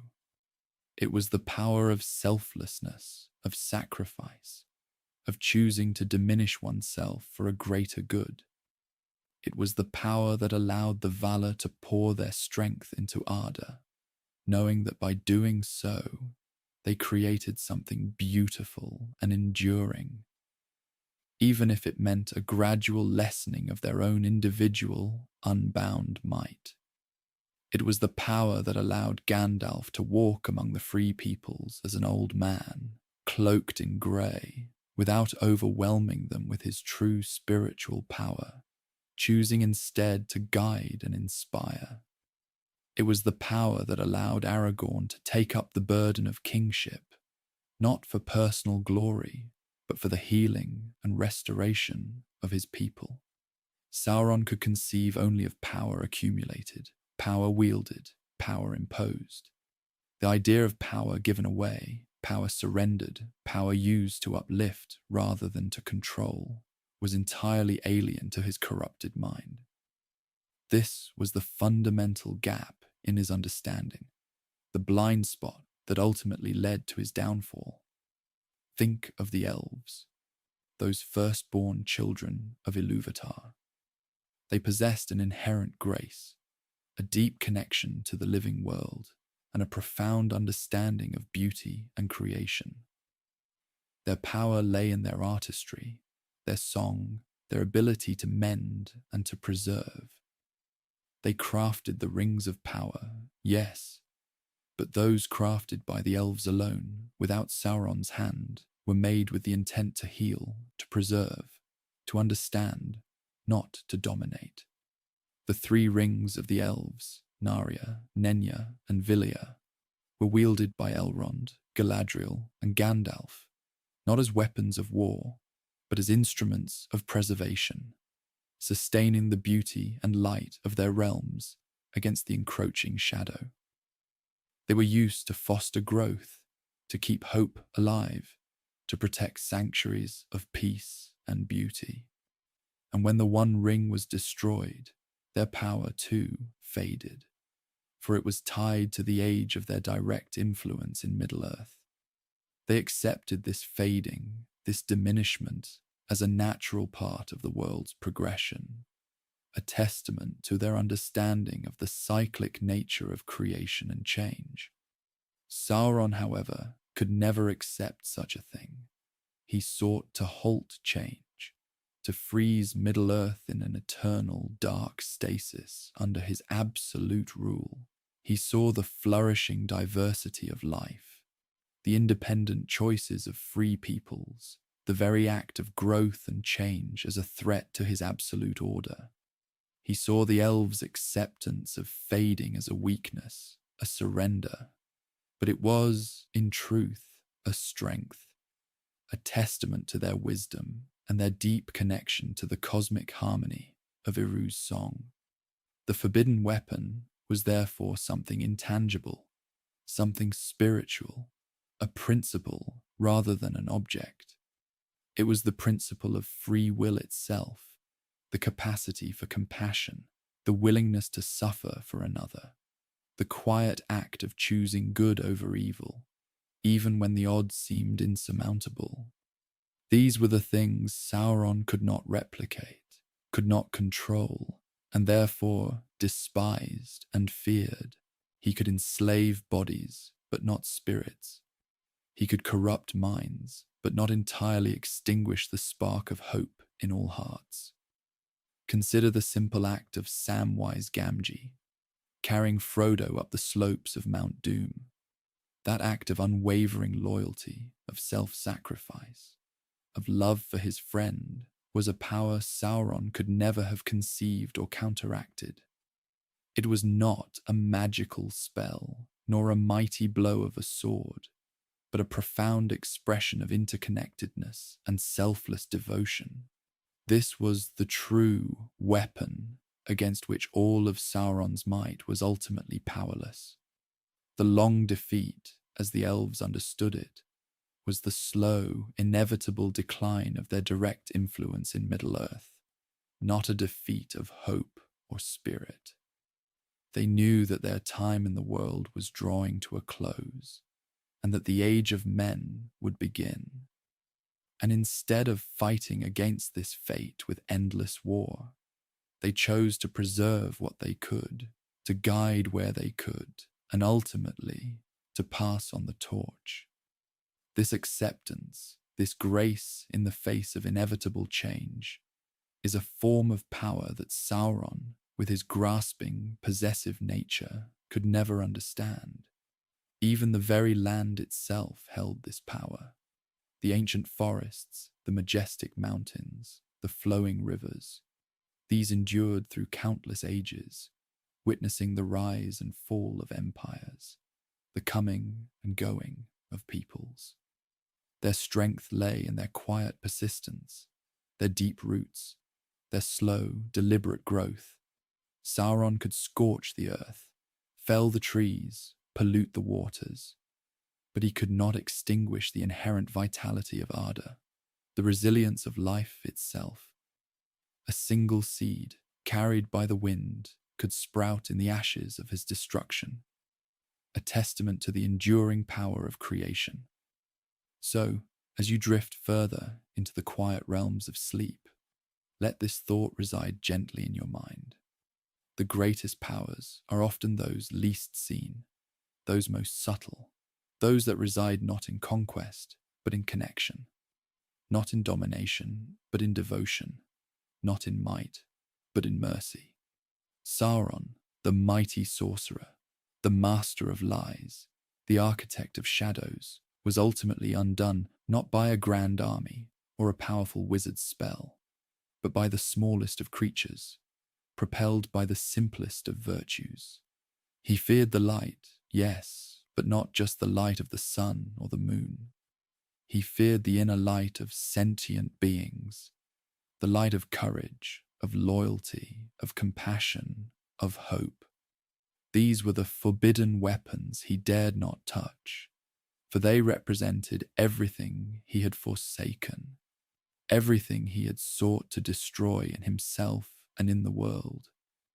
And it was these very qualities, nurtured in the quiet corners of Middle-earth, that ultimately rose to overcome his seemingly invincible darkness.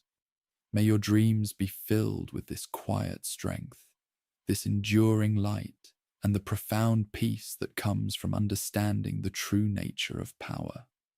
Sleep well, knowing that even in the deepest shadows, The smallest flicker of hope can ignite the dawn.